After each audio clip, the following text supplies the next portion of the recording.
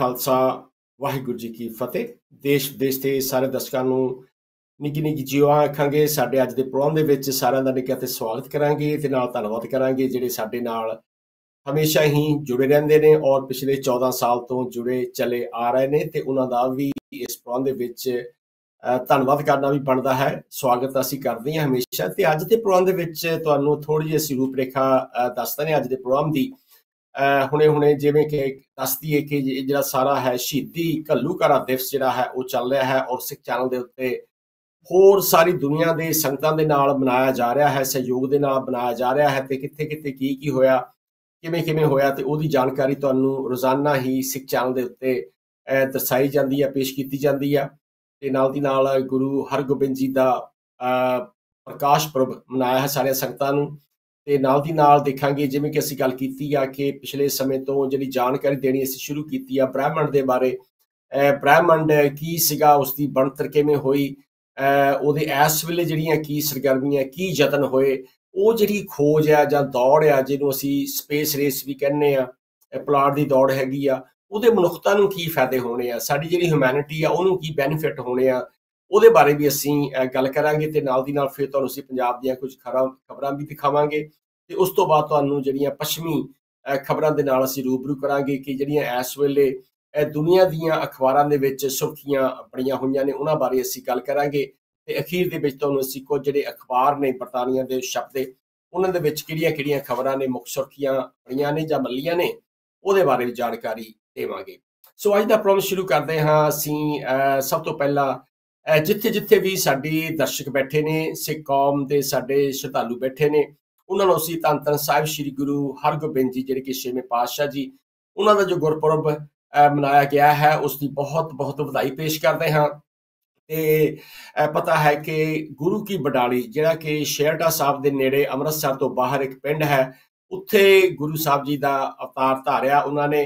ਤੇ ਉਸ ਤੋਂ ਬਾਅਦ ਗੁਰੂ ਜੀ ਦੇ ਅਵਤਾਰ ਧਾਰਨ ਦੀ ਖੁਸ਼ੀ ਦੇ ਵਿੱਚ ਉਹਨਾਂ ਦੇ ਪਿਤਾ ਧੰਨ ਧੰਨ ਸ੍ਰੀ ਗੁਰੂ ਅਰਜਨ ਦੇਵ ਜੀ ਨੇ ਛੇਹਰਟਾ ਸਾਹਿਬ ਦੇ ਵਿੱਚ ਇੱਕ 6 ਹਲਟਾਂ ਵਾਲਾ ਖੂਹ ਲਾਇਆ, ਜਿਹਦੇ ਕਰਕੇ ਉਸ ਜਿਹੜਾ ਉਹ ਜਗ੍ਹਾ ਦਾ ਨਾਮ ਛੇਹਰਟਾ ਪਿਆ। ਆ ਜਿਹੜਾ ਇਸ ਵੇਲੇ ਗੁਰਦੁਆਰਾ ਸੰਗਤਾਂ ਦਰਸ਼ਨ ਕਰ ਰਹੀਆਂ ਨੇ, ਇਹ ਹੈ ਗੁਰਦੁਆਰਾ ਗੁਰੂ ਕੀ ਬਡਾਲੀ ਜਿਹੜਾ ਕਿ ਛੇਹਰਟਾ ਸਾਹਿਬ ਦੇ ਨੇੜੇ ਹੀ ਹੈ। ਇੱਕ ਬੜਾ ਸ਼ਾਂਤ ਜਿਹਾ ਪਿੰਡ ਹੈ ਜਿੱਥੇ ਗੁਰੂ ਹਰਗੋਬਿੰਦ ਜੀ ਦਾ ਅਵਤਾਰ ਧਾਰਿਆ ਜਿੱਥੇ ਉਹਨਾਂ ਨੇ। ਤੇ ਇਸ ਦੇ ਨਾਲ ਹੀ ਅਸੀਂ ਇੱਕ ਵਾਰ ਫੇਰ ਸਾਰੀਆਂ ਸੰਗਤਾਂ ਨੂੰ, ਦੇਸ਼ ਵਿਦੇਸ਼ ਦੀਆਂ ਸਾਰੀਆਂ ਸੰਗਤਾਂ ਨੂੰ ਉਹਨਾਂ ਦੇ ਇਸ ਅਵਤਾਰ ਪੁਰਬ ਦੀ ਬਹੁਤ ਬਹੁਤ ਵਧਾਈ ਪੇਸ਼ ਕਰਦੇ ਹਾਂ। ਤੇ ਨਾਲ ਦੀ ਨਾਲ ਦੇਖਦੇ ਹਾਂ ਕਿ ਜੋ ਗੁਰੂ ਅਰਜਨ ਦੇਵ ਜੀ ਦਾ ਸ਼ਹੀਦੀ ਪੁਰਬ ਹੈ ਉਹ ਵੀ ਆ ਰਿਹਾ ਹੈ। ਤੇ ਅੱਜ ਦਾ ਜਿਹੜਾ ਦਿਨ ਹੈ, ਜਿਹੜਾ 6 ਜੂਨ ਦਾ ਦਿਨ ਹੈ, ਇਹ ਸਿੱਖ ਇਤਿਹਾਸ ਦੇ ਵਾਕਿਆਂ ਦੇ ਉੱਤੇ ਜੇ ਕਹਿ ਦਈਏ ਕਿ ਉਹ ਲਹੂ ਦੇ ਨਾਲ ਲਿਖਿਆ ਹੈ ਇੱਕ ਵਰਕਾ ਹੈ ਜਿਹੜਾ ਜਿਸ ਨੂੰ ਦੇਖਦੇ ਹਾਂ ਸੁਣਦੇ ਹਾਂ ਸਾਰ ਹੀ ਸਾਨੂੰ ਉਹ ਜਿਹੜਾ ਦ੍ਰਿਸ਼ ਹੈ ਇਸ ਵੇਲੇ ਜੋ 1984 ਦਾ ਜੂਨ ਮਹੀਨਾ ਸੀ, ਤਪਦੀ ਦੁਪਹਿਰ ਦੇ ਵਿੱਚ ਜਦੋਂ ਸਾਰੀਆਂ ਸੰਗਤਾਂ ਉੱਥੇ ਗੁਰੂ ਅਰਜਨ ਦੇਵ ਜੀ ਦਾ ਸ਼ਹੀਦੀ ਪੁਰਬ ਮਨਾਉਣ ਗਈਆਂ ਸਨ, ਉਹਨਾਂ ਨੂੰ ਕਿਸ ਤਰ੍ਹਾਂ ਭਾਰਤੀ ਫੌਜਾਂ, ਭਾਰਤੀ ਹਕੂਮਤ ਦੀਆਂ ਭੇਜੀਆਂ ਹੋਈਆਂ ਫੌਜਾਂ ਨੇ ਉਹਨਾਂ ਨੂੰ ਕਿੱਦਾਂ ਭੈਭੀਤ ਕਰ ਦਿੱਤਾ ਔਰ ਦਰਬਾਰ ਸਾਹਿਬ ਦੇ ਉੱਤੇ ਜਿਹੜਾ ਹਮਲਾ ਸੀ ਉਹ ਇੱਕ ਅਭੁੱਲ ਯਾਦ ਹੈ, ਉਹ ਸਿੱਖ ਹਿਰਦਿਆਂ ਉੱਤੇ ਵਲੂੰਦਰਿਆ ਗਿਆ ਇੱਕ ਵਰਕਾ ਹੈ ਜਿਸ ਨੂੰ ਸਾਰੀ ਕੌਮ ਜਿਹੜੀ ਆ ਕਦੇ ਵੀ ਜ਼ਿੰਦਗੀ ਵਿੱਚ ਕਦੇ ਨਹੀਂ ਭੁਲਾ ਸਕਦੀ ਹੈ। ਤੇ ਇਸ ਦੇ ਨਾਲ ਹੀ ਅਸੀਂ ਉਸ ਘੱਲੂਘਾਰੇ ਦੇ ਦੌਰਾਨ ਜਿੰਨੇ ਵੀ ਬੱਚੇ, ਮਾਤਾਵਾਂ, ਭੈਣਾਂ, ਸਿੰਘ ਸਿੰਘਣੀਆਂ ਉਹਨਾਂ ਨੇ ਸ਼ਹੀਦੀ ਪ੍ਰਾਪਤ ਕੀਤੀ ਆ ਤੇ ਉਹਨਾਂ ਨੂੰ ਅਸੀਂ ਨਤਮਸਤਕ ਹੁੰਦੇ ਆ, ਉਹਨਾਂ ਨੂੰ ਪ੍ਰਣਾਮ ਭੇਜਦੇ ਹਾਂ।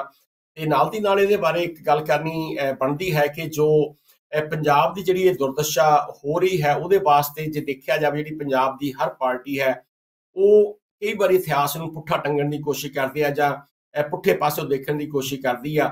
ਅਕਾਲ ਤਖਤ ਦੇ ਹੋਏ ਜਿਹੜਾ ਇਹ ਨੀਲਾ ਸਾਕਾ ਤਾਰਾ ਜਿਹੜਾ ਇਹ ਭਾਣਾ ਵਰਤਿਆ ਸੀ, ਉਹਦੇ ਵਿੱਚ ਜਿੱਥੇ ਭਾਰਤੀ ਹਕੂਮਤ ਦਾ ਬੜਾ ਯੋਗਦਾਨ ਸੀ ਜਾਂ ਕਹਿ ਦਈਏ ਕਿ ਉਹਨਾਂ ਦਾ ਵੱਡਾ ਹੱਥ ਸੀ, ਉਹਦੇ ਵਿੱਚ ਦੇਖਿਆ ਜਾਵੇ ਕੁਝ ਜਿਹੜੀਆਂ ਸਿੱਖ ਸ਼ਖਸੀਅਤਾਂ ਸਨ ਉਹਨਾਂ ਦੀ ਵੀ ਜਿਹੜੀ ਹੈਗੀ ਆ ਕਿਤੇ ਨਾ ਕਿਤੇ ਜਿਹੜੀ ਉਹਨਾਂ ਦਾ ਵੀ ਹਿੱਸਾ ਇਹਦੇ ਵਿੱਚ ਬਣਦਾ ਹੈ।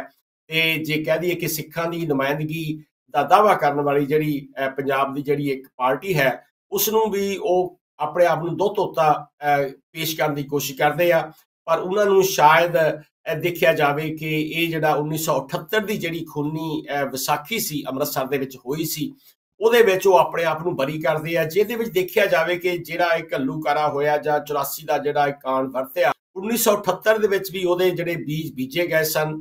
ਤੇ ਇਹ ਜੋ ਉਹ ਮਗਦੀ ਜਿਹੜੀ ਚੰਗਿਆੜੀ ਸੀ, ਉਹ ਇੱਕਦਮ ਜੇ ਕਹਿ ਦਈਏ ਕਿ 1984 ਦੇ ਵਿੱਚ ਇੱਕ ਬੰਬ ਫਟ ਕੇ ਸਿੱਖ ਕੌਮ ਦੇ ਸਿਰ ਦੇ ਉੱਤੇ ਉਸਨੇ ਇੰਨਾ ਨੁਕਸਾਨ ਕੀਤਾ ਕਿ ਜਿਹੜੀਆਂ ਪੁਸ਼ਤਾਂ ਦਰ ਪੁਸ਼ਤਾਂ ਜਿਹੜੀਆਂ ਉਹ ਹਲੇ ਵੀ ਉਸ ਯਾਦ ਨੂੰ ਕਦੇ ਭੁਲਾ ਨਹੀਂ ਸਕਦੀਆਂ ਹੈਗੀਆਂ।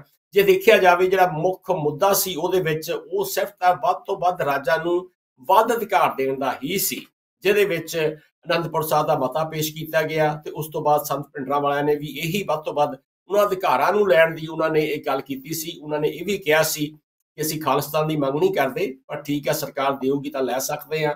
ਤੇ ਨਾਲ ਦੀ ਨਾਲ ਕਿਹਾ ਸੀ ਇੱਕ ਚੰਗਾ ਜਿਹੜਾ ਸਿੱਖ ਹੈ ਉਹ ਚੰਗਾ ਸਿੱਖ ਬਣੇ, ਇੱਕ ਹਿੰਦੂ ਚੰਗਾ ਹਿੰਦੂ ਬਣੇ, ਭਾਵ ਕਿ ਆਪਣੇ ਫਰਜ਼ਾਂ ਨੂੰ ਪਛਾਣੇ ਤੇ ਨਾ ਕਿ ਕਿਸ ਦੇ ਉੱਤੇ ਉਹ ਜ਼ੁਲਮ ਕਰੇ। ਪਰ ਦੇਖਿਆ ਜਾਵੇ ਉਸ ਸਮੇਂ ਦੀਆਂ ਏਜੰਸੀਆਂ ਨੇ ਇਸ ਹਾਲਾਤ ਨੂੰ ਇੰਨਾ ਗੰਭੀਰ ਬਣਾ ਦਿੱਤਾ ਕਿ ਜਿਹੜਾ ਹਿੰਦੂ ਤੇ ਜਿਹੜਾ ਸਿੱਖ ਭਾਈਚਾਰੇ ਦਾ ਜਿਹੜਾ ਪਾੜਾ ਸੀ ਉਹ ਬਹੁਤ ਵੱਡੇ ਪੱਧਰ ਦੇ ਉੱਤੇ ਵੱਧ ਗਿਆ ਸੀ, ਤੇ ਜਿਸ ਦੇ ਕਰਕੇ ਪੰਜਾਬ ਨੂੰ ਕਈ ਜੇ ਕਹਿ ਦਈਏ ਕਿ ਦਹਾਕੇ ਹਲੇ ਵੀ ਉਹ ਪੰਜਾਬ ਜਿਹੜਾ ਆਪਣੇ ਪੈਰਾਂ ਤੇ ਨਹੀਂ ਹੋਇਆ, ਤਾਂ ਇਹਦੇ ਵਿੱਚ ਕੋਈ ਅਤਕਥਨੀ ਨਹੀਂ ਹੋਵੇਗੀ।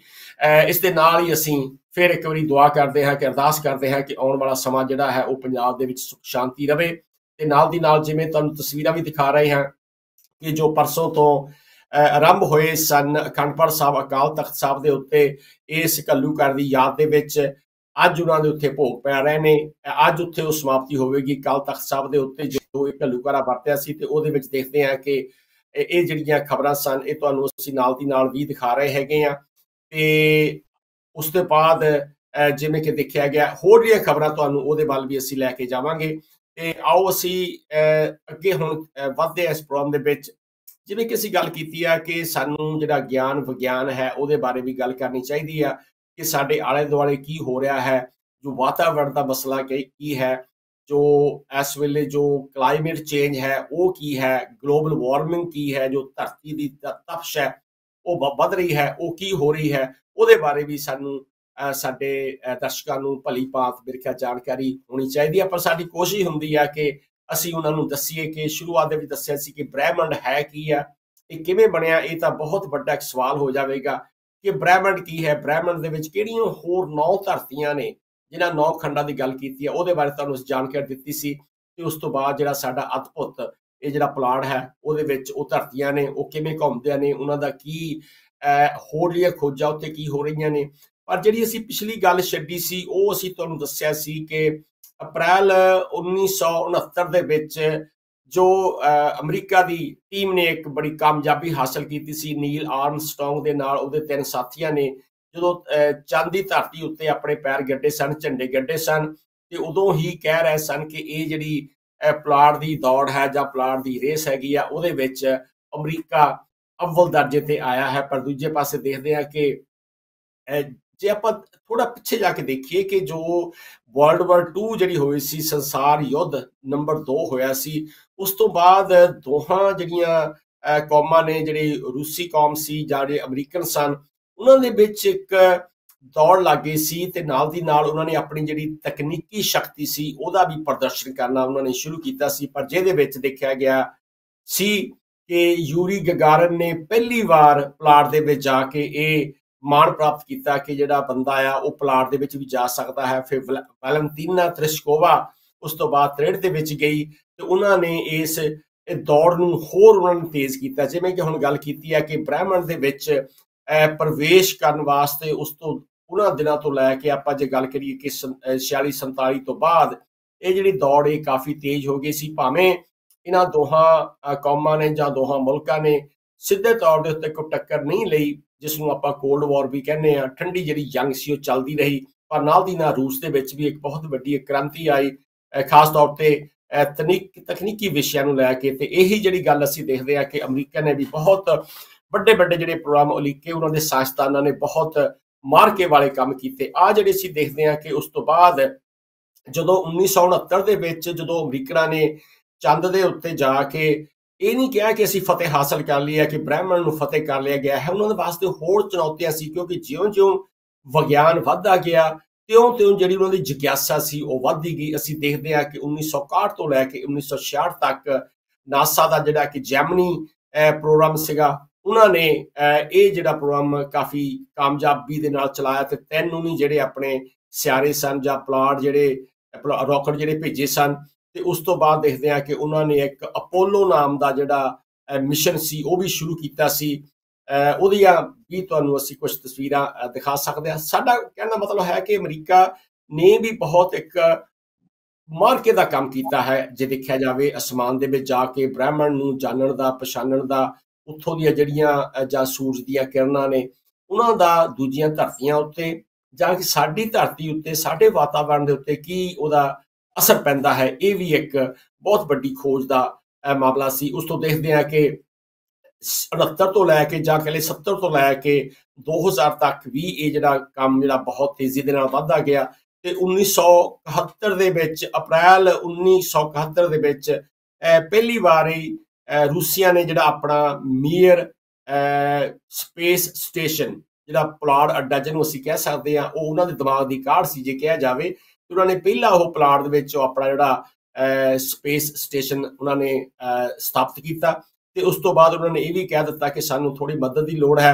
ਤੇ ਉਸ ਤੋਂ ਬਾਅਦ ਅਮਰੀਕਨਾਂ ਨੂੰ ਵੀ ਲੱਗਿਆ ਕਿ ਹਾਂ ਇਹ ਜਿਹੜਾ ਸਪੇਸ ਸਟੇਸ਼ਨ ਹੈਗਾ ਇਹ ਸਾਡੇ ਵਾਸਤੇ ਵੀ ਫਾਇਦਾ ਕਰ ਸਕਦਾ ਹੈ। ਸੋ ਦੋਹਾਂ ਮੁਲਕਾਂ ਨੇ ਇਕੱਠੇ ਹੋ ਕੇ ਜਿਹੜੇ ਉਹਨਾਂ ਨੇ ਉੱਥੇ ਕਾਰਜ ਕੀਤੇ ਆ। ਉਸ ਤੋਂ ਬਾਅਦ ਬਹੁਤ ਸਾਰੀਆਂ ਜਿਹੜੀਆਂ ਖੋਜਾਂ ਕੀਤੀਆਂ ਗਈਆਂ ਨੇ। ਉਸ ਤੋਂ ਬਾਅਦ ਹੋਰ ਜਿਹੜੀਆਂ ਧਰਤੀਆਂ ਨੇ, ਮੰਗਲ ਗ੍ਰਹਿ ਦੀ ਗੱਲ ਕਰਦੇ ਹਾਂ, ਬ੍ਰਹਸਪਤ ਦੀ ਗੱਲ ਕਰਦੇ ਹਾਂ, ਉਹਨਾਂ ਦੀ ਵੀ ਉਹਨਾਂ ਨੇ ਖੋਜ ਕਰਨ ਦੀ ਬੜੀ ਕੋਸ਼ਿਸ਼ ਕੀਤੀ। ਸੋ ਇਸ ਕਰਕੇ ਅਸੀਂ ਦੇਖਦੇ ਹਾਂ ਕਿ ਅੱਜ ਦੇ ਜ਼ਮਾਨੇ ਦੇ ਵਿੱਚ ਇਹ ਜਿਹੜਾ ਦੌੜ ਹੈ ਉਹ ਹਲੇ ਜਾਰੀ ਹੈ। ਸੋ ਇਹ ਦੌੜ ਹਲੇ ਖਤਮ ਨਹੀਂ ਹੋਈ। ਕਦੋਂ ਖਤਮ ਹੋਵੇਗੀ ਇਹਦੇ ਬਾਰੇ ਕੁਝ ਕਿਹਾ ਨਹੀਂ ਜਾ ਸਕਦਾ, ਕਿਉਂਕਿ ਅਸੀਂ ਜਿਵੇਂ ਗੱਲ ਕੀਤੀ ਸੀ ਕਿ ਧਰਤੀ ਹੋਰ ਪਰ ਹੈ, ਹੋਰ ਗੁਰੂ ਸਾਹਿਬ ਜੀ ਨੇ ਪਤਾ ਨਹੀਂ ਕਿਹੜੀ ਉਹ ਵਿਗਿਆਨ ਦੀ ਕਾਢ ਉਹਨਾਂ ਨੇ ਦੇਖੀ ਸੀ, ਦੱਸਿਆ ਸੀ ਕਿ ਹੋਰ ਧਰਤੀਆਂ ਵੀ ਲੱਭੀਆਂ ਜਾ ਸਕਦੇ। ਹਾਲ ਤਾਂ ਸਾਡੇ ਕੋਲ 9 ਜਿਹੜੇ ਖੰਡ ਹੈਗੇ ਆ, ਪਰ ਹੋਰ ਜਿਹੜੀਆਂ ਧਰਤੀਆਂ ਨੇ ਬਹੁਤ ਦੂਰ ਦਰਾਡੇ ਦੀਆਂ ਧਰਤੀਆਂ ਨੇ, ਉਹਨਾਂ ਦੇ ਬਾਰੇ ਵੀ ਇਹ ਜਾਣਨ ਦੀ ਜਿਹੜੀ ਜਿਗਿਆਸਾ ਹੈ ਉਹ ਇਨਸਾਨ ਦੀ ਹਲੇ ਵੱਧਦੀ ਜਾ ਰਹੀ ਹੈ। ਤੇ ਆਉਣ ਵਾਲੇ ਸਮੇਂ ਦੇ ਵਿੱਚ ਜਿਵੇਂ ਕਿ ਜਿਉਂ-ਜਿਉਂ ਡਿਵੈਲਪਮੈਂਟ ਹੁੰਦੀ ਜਾ ਰਹੀ ਹੈ, ਇਹਨਾਂ ਖੋਜਾਂ ਦਾ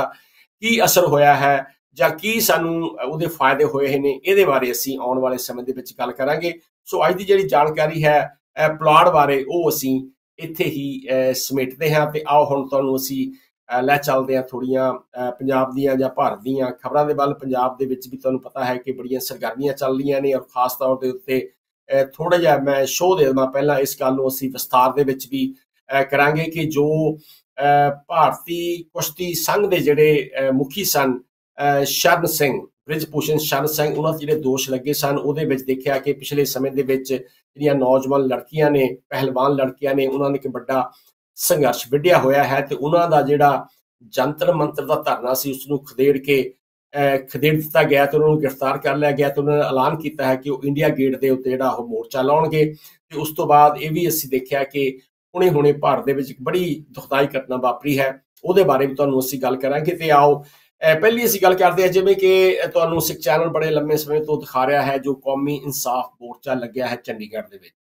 ਚੰਡੀਗੜ੍ਹ ਦੇ ਵਿੱਚ ਬਹੁਤ ਸਾਰੀਆਂ ਜਿਹੜੀਆਂ ਸਿੱਖ ਸੰਸਥਾਵਾਂ ਨੇ, ਸਿੱਖ ਜਥੇਬੰਦੀਆਂ ਨੇ, ਉਹਨਾਂ ਨੇ ਆਪਣਾ ਪੱਖ ਪੇਸ਼ ਕੀਤਾ ਹੈ। ਇਹ ਜਿਹੜੀ ਤਸਵੀਰ ਹੈਗੀ ਹੈ ਇਹ ਅਸੀਂ ਦੇਖ ਰਹੇ ਹਾਂ ਕਿ ਅਮਿਤ ਸ਼ਾਹ ਨੂੰ ਹਰਜਿੰਦਰ ਸਿੰਘ ਧਾਮੀ, ਜਿਹੜੇ ਕਿ ਸ਼੍ਰੋਮਣੀ ਗੁਰਦੁਆਰਾ ਪ੍ਰਬੰਧਕ ਕਮੇਟੀ ਦੇ ਪ੍ਰਧਾਨ ਨੇ, ਤੇ ਨਾਲ ਦੀ ਨਾਲ ਭਗਵਾਨ ਸਿੰਘ ਸਿਆਲਕਾ, ਉਹਨਾਂ ਨੇ ਜੋ ਭਾਰਤ ਦੇ ਗ੍ਰਹਿ ਮੰਤਰੀ ਨੇ, ਉਹਨਾਂ ਦੇ ਨਾਲ ਉਹਨਾਂ ਨੇ ਗੱਲ ਕੀਤੀ ਹੈ, ਉਹਨਾਂ ਦੇ ਨਾਲ ਮੁਲਾਕਾਤ ਕੀਤੀ ਹੈ ਦਿੱਲੀ ਦੇ ਵਿੱਚ ਜਾ ਕੇ। ਤੇ ਉਹਨਾਂ ਨੇ ਦੱਸਿਆ ਹੈ ਕਿ ਇਹ ਜਿਹੜਾ ਬੰਦੀ ਸਿੰਘਾਂ ਨੂੰ ਰਿਹਾ ਕਰਨ ਦਾ ਜਿਹੜਾ ਮੁੱਦਾ ਹੈ ਉਹਨਾਂ ਨੇ ਉਠਾਇਆ ਹੈ। ਔਰ ਇਹ ਵੀ ਪਤਾ ਲੱਗਾ, ਸਾਰੀਆਂ ਸੰਗਤਾਂ ਜਾਣਦੀਆਂ ਨੇ ਕਿ ਸ਼੍ਰੋਮਣੀ ਅਕਾਲੀ ਦਲ ਜਿਹੜਾ ਹੈ ਜਾਂ ਉਸ ਦੀ ਜਿਹੜੀ ਬ੍ਰਾਂਚ ਹੈਗੀ ਆ ਸ਼੍ਰੋਮਣੀ ਗੁਰਦੁਆਰਾ ਪ੍ਰਬੰਧਕ ਕਮੇਟੀ, ਉਹਨਾਂ ਨੇ ਵੀ ਇੱਕ ਦਸਤਖਤ ਮੁਹਿੰਮ ਚਲਾਈ ਸੀ ਜਿਹਦੇ ਵਿੱਚ ਇਹਨਾਂ ਬੰਦੀ ਸਿੰਘਾਂ ਨੂੰ ਰਿਹਾ ਕਰਨ ਵਾਸਤੇ ਉਹਨਾਂ ਨੇ ਅਪੀਲਾਂ ਕੀਤੀਆਂ ਸਨ। ਸੋ ਦੇਖਦੇ ਆ ਕਿ ਅਮਿਤ ਸ਼ਾਹ ਦੇ ਨਾਲ ਇਹ ਜਿਹੜੀ ਉਹਨਾਂ ਦੀ ਮੁਲਾਕਾਤ ਹੈਗੀ ਆ ਉਹ ਕਿਹੜਾ ਰੁਖ ਅਖਤਿਆਰ ਕਰਦੀ ਆ, ਜਾਂ ਜਿਹੜੀ ਕੇਂਦਰ ਸਰਕਾਰ ਹੈਗੀ ਆ ਉਹਨਾਂ ਸਿੰਘਾਂ ਦੇ ਪ੍ਰਤੀ ਜਿਹੜੀਆਂ ਕਿ ਆਪਣੀਆਂ ਕਈ ਕੈਦਾਂ ਜਿਹੜੀਆਂ ਭੁਗਤ ਚੁੱਕੇ ਨੇ ਉਹਨਾਂ ਨੂੰ ਕਦੋਂ ਰਿਹਾ ਕਰਦੀ ਹੈ। ਜਿਹੜੇ 27 ਤੋਂ ਲੈ ਕੇ 32 ਸਾਲ ਤੱਕ ਹਲੇ ਵੀ ਜੇਲ੍ਹਾਂ ਵਿੱਚ ਬੰਦ ਨੇ ਤੇ ਉਹਨਾਂ ਦੀ ਕਦੋਂ ਰਿਹਾਈ ਹੋਵੇਗੀ, ਇਹਦੇ ਬਾਰੇ ਹੁਣ ਸਰਕਾਰ ਦਾ ਜਿਹੜਾ ਫੈਸਲਾ ਹੈ ਉਹਦੀ ਸਾਰੇ ਉਡੀਕ ਕਰ ਰਹੇ ਨੇ। ਤੇ ਜਿਵੇਂ ਕਿ ਅਗਲੀ ਜਿਹੜੀ ਖਬਰ ਹੋਵੇਗੀ ਉਹ ਅਸੀਂ ਗੱਲ ਕਰਦੇ ਹਾਂ ਆਮ ਤੌਰ ਦੇ ਉੱਤੇ ਕਿ ਜਿਹੜਾ ਸੋਸ਼ਲ ਮੀਡੀਆ ਉਹ ਬੜਾ ਸਰਗਰਮ ਹੈ, ਪਰ ਸੋਸ਼ਲ ਮੀਡੀਆ ਦੇ ਉੱਤੇ ਵੀ ਬਹੁਤ ਸਾਰੀਆਂ ਜਿਹੜੀਆਂ ਗਲਤ ਖਬਰਾਂ ਤੁਹਾਨੂੰ ਦੇਖਣ ਨੂੰ ਸੁਣਨ ਨੂੰ ਮਿਲਦੀਆਂ ਨੇ। ਔਰ ਕਈ ਵਾਰੀ ਦੇਖਦੇ ਆ ਕਿ ਜਿਹੜੇ ਬਹੁਤ ਸਾਰੇ ਦਰਸ਼ਕ ਨੇ ਜਾਂ ਜਿਹੜੇ ਸੋਸ਼ਲ ਮੀਡੀਆ ਦੇ ਵਰਤੋਂਕਾਰ ਨੇ ਉਹ ਆਪ ਮੁਹਾਰੀ ਇਹਨਾਂ ਖਬਰਾਂ ਦੇ ਜਿਹੜੇ ਖਬਰਾਂ ਦਾ ਵਿੱਚ ਝੂਠ ਵੀ ਹੁੰਦਾ ਹੈ ਉਹਨੂੰ ਵੀ ਸੱਚ ਮੰਨ ਲੈਂਦੀਆਂ ਨੇ। ਸੋ ਪਿਛਲੇ ਦਿਨਾਂ ਦੇ ਵਿੱਚ ਤੁਹਾਨੂੰ ਪਤਾ ਹੈ ਕਿ ਦਰਬਾਰ ਸਾਹਿਬ ਦੇ ਨੇੜੇ ਧਮਾਕੇ ਵੀ ਹੋਏ ਸਨ, ਉਹਦੇ ਵਿੱਚ ਕੁਝ ਦੋਸ਼ੀ ਗ੍ਰਿਫਤਾਰ ਕੀਤੇ ਗਏ ਨੇ। ਤੇ ਇੱਕ ਜਿਹੜਾ ਹੁਣ ਜਿਹੜਾ ਖਬਰ ਸਾਡੇ ਸਾਹਮਣੇ ਆਈ ਹੈ, ਤੁਸੀਂ ਦੇਖ ਰਹੇ ਹਾਂ, ਇਹ ਜਿਹੜਾ ਨੌਜਵਾਨ ਹੈ ਇਸ ਨੂੰ ਗ੍ਰਿਫਤਾਰ ਕੀਤਾ ਗਿਆ ਹੈ ਤੇ ਇਹਨੇ ਖਬਰ ਫੈਲਾਈ ਸੀ ਕਿ ਦਰਬਾਰ ਸਾਹਿਬ ਦੇ ਨੇੜੇ, ਹਰਿਮੰਦਰ ਸਾਹਿਬ ਦੇ ਨੇੜੇ 4 ਬੰਬ ਉਹਨਾਂ ਨੇ ਫਿੱਟ ਕਰਨ ਦੀ ਜਿਹੜੀ ਸੂਹ ਦੇ ਬਾਰੇ ਗੱਲ ਕੀਤੀ ਸੀ। ਉਹਨਾਂ ਨੇ ਸੋਸ਼ਲ ਮੀਡੀਆ ਦੇ ਉੱਤੇ ਇਹ ਜਿਹੜੀ ਅਫਵਾਹ ਫੈਲਾ ਦਿੱਤੀ, ਜਿਹਦੇ ਨਾਲ ਬਹੁਤ ਸਾਰੀਆਂ ਸੰਗਤਾਂ ਦੇ ਵਿੱਚ, ਤੁਹਾਨੂੰ ਪਤਾ ਹੈ ਕਿ ਜਾਨ ਕਿਹਨੂੰ ਨਹੀਂ ਪਿਆਰੀ ਹੁੰਦੀ ਤੇ ਹਰ ਆਪਣੀ ਜਾਨ ਬਚਾਉਣ ਦੀ ਕੋਸ਼ਿਸ਼ ਕਰਦਾ ਹੈ। ਤੇ ਉਸ ਨੂੰ ਖਬਰ ਨੂੰ ਦੇਖਦਿਆਂ ਹੀ ਜਾਂ ਪੜ੍ਹਦਿਆਂ ਸੁਣਦਿਆਂ ਹੀ ਸੰਗਤਾਂ ਦੇ ਵਿੱਚ ਬੜੀ ਬੇਚੈਨੀ ਦਾ ਆਲਮ ਪੈਦਾ ਹੋ ਗਿਆ ਸੀਗਾ। ਪਰ ਉਸ ਤੋਂ ਬਾਅਦ ਇਹ ਦੇਖਦੇ ਹਾਂ ਕਿ ਇਸ ਨੌਜਵਾਨ ਨੂੰ, ਜਿਸ ਦਾ ਨਾਮ ਹੈ ਗਗਨਦੀਪ ਸਿੰਘ, ਇਹ ਹੈ ਵਾਸੀ ਮਜੀਠ ਮੰਡੀ ਗੁਜਰਾ ਬਾਜ਼ਾਰ ਅੰਮ੍ਰਿਤਸਰ ਦੇ ਵੱਲੋਂ ਇਹਦੀ ਜਿਹੜੀ ਪਛਾਣ ਹੋਈ ਹੈ ਤੇ ਇਸ ਨੂੰ ਗ੍ਰਿਫਤਾਰ ਕੀਤਾ ਗਿਆ ਹੈ। ਤੇ ਆਉਣ ਵਾਲੇ ਸਮੇਂ ਦੇ ਵਿੱਚ ਦੇਖਦੇ ਆ ਕਿ ਇਹ ਤੋਂ ਜਿਹੜੀ ਹੋਰ ਜਿਹੜੀ ਸੂਹ ਕੀ ਨਿਕਲਦੀ ਆ, ਕੀ ਜਾਣਕਾਰੀ ਨਿਕਲਦੀ ਆ। ਪਰ ਫਿਰ ਅਸੀਂ ਕਹਿੰਦੇ ਹਾਂ ਆਪਣੀਆਂ ਸਾਰੇ ਦਰਸ਼ਕਾਂ ਨੂੰ ਕਿ ਜਦੋਂ ਵੀ ਤੁਹਾਨੂੰ ਇਹੋ ਜਿਹੀ ਖਬਰ ਮਿਲਦੀ ਹੈ ਤਾਂ ਉਸ ਦੀ ਚੰਗੀ ਤਰ੍ਹਾਂ ਛਾਣਬੀਣ ਤੁਹਾਨੂੰ ਕਰਨੀ ਚਾਹੀਦੀ ਹੈ। ਆਪਣੇ ਦੋਸਤਾਂ ਮਿੱਤਰਾਂ ਨੂੰ ਜਾਂ ਪੁਲਿਸ ਦੇ ਨਾਲ ਵੀ ਤੁਸੀਂ ਸੰਪਰਕ ਕਰਕੇ ਸਾਰੀ ਜਾਣਕਾਰੀ ਲੈ ਲਓ, ਪਰ ਇਹ ਵੀ ਨਾ ਸੋਚੋ ਕਿ ਹਰ ਖਬਰ ਝੂਠੀ ਹੁੰਦੀ ਹੈ। ਸੋ ਤੁਹਾਡਾ ਜਿਹੜਾ ਫੈਸਲਾ ਹੈ ਉਹ ਤੁਹਾਡੇ ਹੱਥ ਵਿੱਚ ਹੋਣਾ ਚਾਹੀਦਾ ਹੈ, ਜਿਹਦੇ ਵਿੱਚ ਤੁਹਾਨੂੰ ਸਭ ਤੋਂ ਪਹਿਲਾਂ ਤੁਹਾਡਾ ਜਿਹੜੀ ਤੁਹਾਡੀ ਸੁਰੱਖਿਅਤਾ ਹੈ ਉਹ ਸਭ ਤੋਂ ਜ਼ਿਆਦਾ ਜ਼ਰੂਰੀ ਹੈ। ਸੇਫਟੀ ਸੇਵਸ, ਬਚਾਓ ਮੇਂ ਬਚਾਅ ਹੈ। ਤਾਂ ਦੂਜੇ ਪਾਸੇ ਇਹ ਵੀ ਅਸੀਂ ਉਹ ਨੌਜਵਾਨਾਂ ਨੂੰ ਜਾਂ ਇਹੋ ਜਿਹੇ ਲੋਕਾਂ ਨੂੰ ਉਹਨਾਂ ਨੂੰ ਖਬਰਦਾਰ ਹੋਣਾ ਚਾਹੀਦਾ ਹੈ ਕਿ ਇਹੋ ਜਿਹੀਆਂ ਅਫਵਾਹਾਂ ਨਾ ਫੈਲਾਈਆਂ ਜਾਣ, ਤਾਂ ਕਿ ਲੋਕਾਂ ਦਾ ਇਹੋ ਜਿਹਾ ਸਮਾਂ ਜਿਹੜਾ ਹੁੰਦਾ ਹੈ ਕਿ ਕਿਸੇ ਨੇ ਉੱਥੇ ਅਰਦਾਸ ਕਰਨੀ ਹੁੰਦੀ ਆ, ਕਿਸੇ ਨੇ ਇਸ਼ਨਾਨ ਕਰਨੇ ਹੁੰਦੇ ਆ, ਕੋਈ ਭਾਵਨਾ ਲੈ ਕੇ ਗਿਆ ਹੁੰਦਾ ਹੈ, ਜਦੋਂ ਸੰਗਤਾਂ ਦੇ ਵਿੱਚ ਡਰ ਪੈਦਾ ਹੋ ਜਾਵੇ ਤੇ ਬੜੀ ਮਾਯੂਸੀ ਹੁੰਦੀ ਹੈ। ਤੇ ਉਸ ਤੋਂ ਬਾਅਦ ਜਿਹੜੀ ਅਗਲੀ ਖਬਰ, ਅਸੀਂ ਆਮ ਤੌਰ ਤੇ ਪੰਜਾਬੀ ਦੀ ਗੱਲ ਇੱਥੇ ਹੀ ਕਰਦੇ ਆ ਰਹੇ ਹਾਂ ਔਰ ਕਈ ਵਾਰੀ ਇਹ ਵੀ ਸੁਣਨ ਨੂੰ ਦੇਖਣ ਵੀ ਮਿਲਦਾ ਰਿਹਾ ਹੈ ਕਿ ਪੰਜਾਬ ਦੇ ਬਹੁਤ ਸਾਰੇ ਸਕੂਲਾਂ ਦੇ ਵਿੱਚ ਪੰਜਾਬੀ ਨੂੰ ਬੰਦ ਕੀਤਾ ਜਾ ਰਿਹਾ ਸੀ। ਔਰ ਪਿਛਲੇ ਦਿਨਾਂ ਦੇ ਵਿੱਚ ਖਬਰ ਆਈ ਸੀ ਕਿ ਪੰਜਾਬ ਯੂਨੀਵਰਸਿਟੀ ਦੇ ਵਿੱਚ ਪੰਜਾਬੀ ਨੂੰ ਹੁਣ BA ਦੇ ਵਿਸ਼ਿਆਂ ਦੇ ਵਿੱਚ ਨਹੀਂ ਪੜ੍ਹਾਇਆ ਜਾਵੇਗਾ। ਤੇ ਇਸ ਦੇ ਖਿਲਾਫ ਵੀ ਇੱਕ ਬਹੁਤ ਵੱਡਾ ਵਿਦਰੋਹ ਹੋਇਆ ਔਰ ਜਿਹਦੇ ਵਿੱਚ ਬਹੁਤ ਸਾਰੇ ਨੌਜਵਾਨਾਂ ਨੇ, ਕਈ ਕਿਸਾਨ ਆਗੂਆਂ ਨੇ ਵੀ, ਕਈ ਜਥੇਬੰਦੀਆਂ ਨੇ ਵੀ, ਮਜ਼ਦੂਰ ਕਿਸਾਨ ਜਥੇਬੰਦੀਆਂ ਨੇ ਉਹਦੇ ਵਿੱਚ ਹਿੱਸਾ ਲਿਆ, ਬਹੁਤ ਸਾਰੇ ਲਿਖਾਰੀਆਂ ਨੇ ਇਹਦੇ ਵਿੱਚ ਸ਼ਿਰਕਤ ਕੀਤੀ ਔਰ ਇਸ ਗੱਲ ਦਾ ਵਿਰੋਧ ਕੀਤਾ ਕਿ ਪੰਜਾਬ ਯੂਨੀਵਰਸਿਟੀ ਦੇ ਵਿੱਚੋਂ, ਕਿਉਂਕਿ ਪੰਜਾਬ ਯੂਨੀਵਰਸਿਟੀ ਪੰਜਾਬ ਦਾ ਹਿੱਸਾ ਹੈ ਔਰ ਪੰਜਾਬ ਦੇ ਸਰਕਾਰ ਦੇ ਅਧੀਨ ਆਉਂਦੀ ਹੈ, ਤੇ ਉਹਦੇ ਵਿੱਚ ਇੱਥੇ ਜਿਹੜੀ ਪੰਜਾਬੀ ਆ ਉਹ ਕਦੇ ਵੀ ਖਤਮ ਨਹੀਂ ਹੋਣੀ ਚਾਹੀਦੀ ਹੈ। ਸੋ ਪਹਿਲਾਂ ਤਾਂ ਉਹਨਾਂ ਦਾ ਬਿਆਨ ਆਇਆ ਸੀ ਕਿ ਹਾਂ ਅਸੀਂ ਉਸ ਪੰਜਾਬੀ ਨੂੰ ਲਾਗੂ ਕਰ ਦੇਵਾਂਗੇ, ਪਰ ਉਦੋਂ ਤੱਕ ਧਰਨਾ ਨਹੀਂ ਚੁੱਕਿਆ ਗਿਆ ਜਿੰਨਾ ਚਿਰ ਉਹਨਾਂ ਨੂੰ ਲਿਖਤੀ ਇਹ ਨੋਟੀਫਿਕੇਸ਼ਨ ਜਾਰੀ ਨਹੀਂ ਕੀਤਾ ਕਿ ਪੰਜਾਬ ਯੂਨੀਵਰਸਿਟੀ ਦੇ ਵਿੱਚ ਜਿਹੜੀ ਪੰਜਾਬੀ ਹੈ ਉਹ ਲਾਜ਼ਮੀ ਵਿਸ਼ੇ ਵਜੋਂ ਹੀ ਪੜ੍ਹਾਈ ਜਾਵੇਗੀ ਤੇ ਨਵੀਂ ਜਿਹੜੀ ਸਿੱਖਿਆ ਨੀਤੀ ਹੈ 2024-25 ਆ, ਉਸ ਦਾ ਜਿਹੜਾ ਸੈਸ਼ਨ ਹੈ ਉਹ ਸ਼ੁਰੂ ਹੋਵੇਗਾ।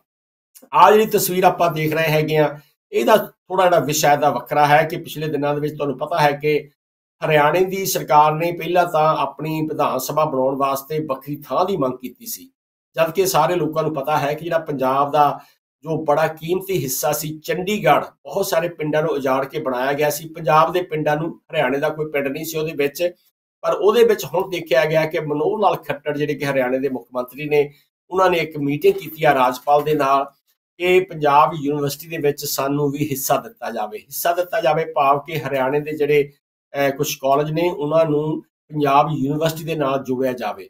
ਔਰ ਉਹਦੇ ਵਿੱਚ ਕਿਉਂਕਿ ਪੰਜਾਬ ਦੀ ਨੁਮਾਇੰਦਗੀ ਕਰਨ ਵਾਲੀ ਸਰਕਾਰ ਜਿਹੜੀ ਹੈਗੀ ਆਮ ਆਦਮੀ ਪਾਰਟੀ ਦੀ, ਭਗਵੰਤ ਮਾਨ ਜੀ ਨੂੰ ਵੀ ਸ਼ਾਮਲ ਹੋਣਾ ਪੈਣਾ ਸੀ, ਤੇ ਇਸ ਕਰਕੇ ਉਹਨਾਂ ਨੇ ਜਿਹੜਾ ਆਪਣਾ ਪੱਖ ਹੈ ਉਹ ਬੜਾ ਉਹਨੀ ਭਾਵਪੂਰ ਰੱਖਿਆ ਹੈ ਕਿ ਇਹ ਜਿਹੜਾ ਪੰਜਾਬ ਯੂਨੀਵਰਸਿਟੀ ਹੈ ਇਹ ਪੰਜਾਬ ਦੀ ਯੂਨੀਵਰਸਿਟੀ, ਇਹ ਕਿਉਂਕਿ ਜਦੋਂ ਉਜੜਿਆ ਸੀਗਾ ਪੰਜਾਬ, ਹਰਿਆਣਾ ਤਾਂ ਚਲੋ ਬਹੁਤ ਦੂਰ ਸੀ ਉਸ ਬਾਰਡਰ ਤੋਂ, ਬਾਘਾ ਬਾਰਡਰ ਤੋਂ, ਇਹ ਜਿਹੜਾ ਸਾਰਾ ਪੰਜਾਬ ਯੂਨੀਵਰਸਿਟੀ ਜਿਹੜੀ ਕਿ ਲਾਹੌਰ ਦੇ ਵਿੱਚ ਹੁੰਦੀ ਸੀ ਉਸ ਨੂੰ ਉਜਾੜ ਕੇ ਪਹਿਲਾਂ ਹੁਸ਼ਿਆਰਪੁਰ ਲੈਂਦਾ ਗਿਆ, ਹੁਸ਼ਿਆਰਪੁਰ ਤੋਂ ਬਾਅਦ ਉਸਨੂੰ ਚੰਡੀਗੜ੍ਹ ਵਿੱਚ ਸਥਾਪਿਤ ਕੀਤਾ ਗਿਆ ਜਦੋਂ ਇਹ ਜਿਹੜਾ ਸ਼ਹਿਰ ਬਣਿਆ ਸੀ। ਤੇ ਉੱਥੋਂ ਹੀ ਜਿਹੜੀ ਇਹ ਯੂਨੀਵਰਸਿਟੀ ਆ ਉੱਥੇ ਬਹੁਤ ਸਾਰੇ ਜ਼ਿਲ੍ਹਿਆਂ ਦੇ ਜਿਹੜੇ ਵਿਦਿਆਰਥੀ ਉਹਦੇ ਨਾਲ ਪੜ੍ਹਦੇ ਨੇ, ਤੇ ਇਹਦੇ ਉੱਤੇ ਹਰਿਆਣੇ ਦਾ ਕੋਈ ਹੱਕ ਨਹੀਂ ਹੈਗਾ। ਇਹ ਜਿਹੜਾ ਪੱਖ ਪੇਸ਼ ਕੀਤਾ ਹੈ ਭਗਵੰਤ ਮਾਨ ਨੇ, 2 ਮੀਟਿੰਗਾਂ ਹੋ ਚੁੱਕੀਆਂ ਨੇ ਤੇ ਅਗਲੇ ਵਾਰ ਪਤਾ ਲੱਗੇਗਾ ਕਿ ਰਾਜਪਾਲ ਦਾ ਜਾਂ ਸੈਂਟਰ ਗਵਰਨਮੈਂਟ ਦਾ ਇਹਦੇ ਬਾਰੇ ਕੀ ਮੁਤਾਲਬਾ ਹੈ, ਕਿਉਂਕਿ ਜਿਹੜਾ ਚੰਡੀਗੜ੍ਹ ਹੈ ਉਹ ਯੂਨੀਅਨ ਟੈਰੀਟਰੀ ਹੈ, ਭਾਵ ਕਿ ਕੇਂਦਰ ਪ੍ਰਸ਼ਾਸਿਤ ਸ਼ਹਿਰ ਹੈ, ਉਹਦੇ ਵਿੱਚ ਕੇਂਦਰ ਸਰਕਾਰ ਜਿਹੜੀ ਆ ਕੋਈ ਵੀ ਫੈਸਲਾ ਲੈ ਸਕਦੀ ਆ। ਪਰ ਇਹਦੇ ਵਿੱਚ ਪੰਜਾਬ ਦੇ ਲੋਕਾਂ ਦਾ ਜ਼ਿਆਦਾ ਹਿੱਸਾ ਹੈ। ਇਸ ਕਰਕੇ ਹਰਿਆਣੇ ਦੇ ਨਾਲ ਹੁਣ ਕਿਹੋ ਜਿਹੀ ਗੱਲਬਾਤ ਹੋਵੇਗੀ, ਕੀ ਫੈਸਲਾ ਹੋਵੇਗਾ, ਇਹਦੇ ਬਾਰੇ ਹੁਣ ਸਾਨੂੰ ਆਉਣ ਵਾਲੇ ਸਮੇਂ ਦੇ ਵਿੱਚ ਪਤਾ ਲੱਗੇਗਾ। ਤੇ ਅਖੀਰ ਦੇ ਵਿੱਚ ਜਾਂਦੇ ਜਾਂਦੇ ਤੁਹਾਨੂੰ ਅਸੀਂ ਦੱਸ ਦਈਏ ਕਿ ਆਪਾਂ ਸਿੰਘਾਂ ਦੀਆਂ ਸ਼ਹੀਦੀਆਂ ਦੀ ਗੱਲ ਕਰਦੇ ਹਾਂ ਕਿ ਵਰਲਡ ਵਾਰ 2 ਦੇ ਵਿੱਚ ਵੀ ਭਾਰਤ ਦੇ ਬਹੁਤ ਸਾਰੇ ਜਿਹੜੇ ਸਿੱਖ ਬਹਾਦਰ ਸਨ, ਉਹਨਾਂ ਨੇ ਆਪਣੀਆਂ ਜਾਨਾਂ ਨੂੰ ਤਲੀ ਤੇ ਟਿਕਾ ਕੇ ਉਹ ਯੂਰਪ ਦੀ ਲੜਾਈ ਦੇ ਵਿੱਚ ਲੜੇ ਸਨ। ਤੇ ਇਟਲੀ ਦੇ ਵਿੱਚ ਵੀ ਬਹੁਤ ਸਾਰੇ ਸ਼ਹੀਦਾਂ ਨੇ ਸ਼ਹੀਦੀਆਂ ਪ੍ਰਾਪਤ ਕੀਤੀਆਂ। ਬੈਲਜੀਅਮ ਦੇ ਵਿੱਚ ਬਹੁਤ ਸਾਰੇ ਇਹੋ ਜਿਹੇ ਜਗ੍ਹਾ ਹਨ, ਈਪਰ ਹੈ ਜਿੱਥੇ ਇਹਨਾਂ ਦੀਆਂ ਯਾਦਾਂ ਬਣੀਆਂ ਨੇ। ਤੇ ਇਹ ਜਿਹੜੀ ਤਸਵੀਰ ਆਪਾਂ ਦੇਖ ਰਹੇ ਹੈਗੇ ਆ, ਇਹ ਇਟਲੀ ਦੇ ਸ਼ਹਿਰ ਦੀ ਹੈ, ਜਿਹਦੇ ਵਿੱਚ ਦੂਜੇ ਵਿਸ਼ਵ ਯੁੱਧ ਦੇ ਵਿੱਚ ਸ਼ਹੀਦ ਹੋਏ ਫੌਜੀਆਂ ਨੂੰ ਜਿਹੜੀ ਸ਼ਰਧਾਂਜਲੀ ਦਿੱਤੀ ਗਈ ਸੀ। ਤੇ ਇਹਦੇ ਵਿੱਚ ਦੇਖਦੇ ਹਾਂ ਕਿ ਜੋ ਉੱਥੋਂ ਦਾ ਖਰਾਬ ਮੌਸਮ ਵੀ ਸੀਗਾ, ਪਰ ਉਹਦੇ ਬਾਵਜੂਦ ਵੀ ਕਹਿੰਦੇ ਨੇ ਜਿਹੜੇ ਨਗਰ ਕੌਂਸਲ ਦੇ ਜਿਹੜੇ ਮੇਅਰ ਸਨ ਮਾਰਾਦੀ ਕਮੂਨੇ, ਉਹਨਾਂ ਨੇ ਮੇਅਰ ਦੇ ਤੌਰ ਦੇ ਉੱਤੇ ਆਪਣੀ ਟੀਮ ਦੇ ਨਾਲ ਆ ਕੇ, ਇਹ ਜਿਹੜੀ ਸਾਰੀ ਟੀਮ ਸੀ ਜਿਨ੍ਹਾਂ ਨੇ ਵੀ ਇਸ ਸ਼ਰਧਾਂਜਲੀ ਦਾ ਪ੍ਰਬੰਧ ਕੀਤਾ ਸੀ, ਉਹਦੇ ਨਾਲ ਆ ਕੇ ਉਹ ਖੜੇ ਹੋਏ ਨੇ।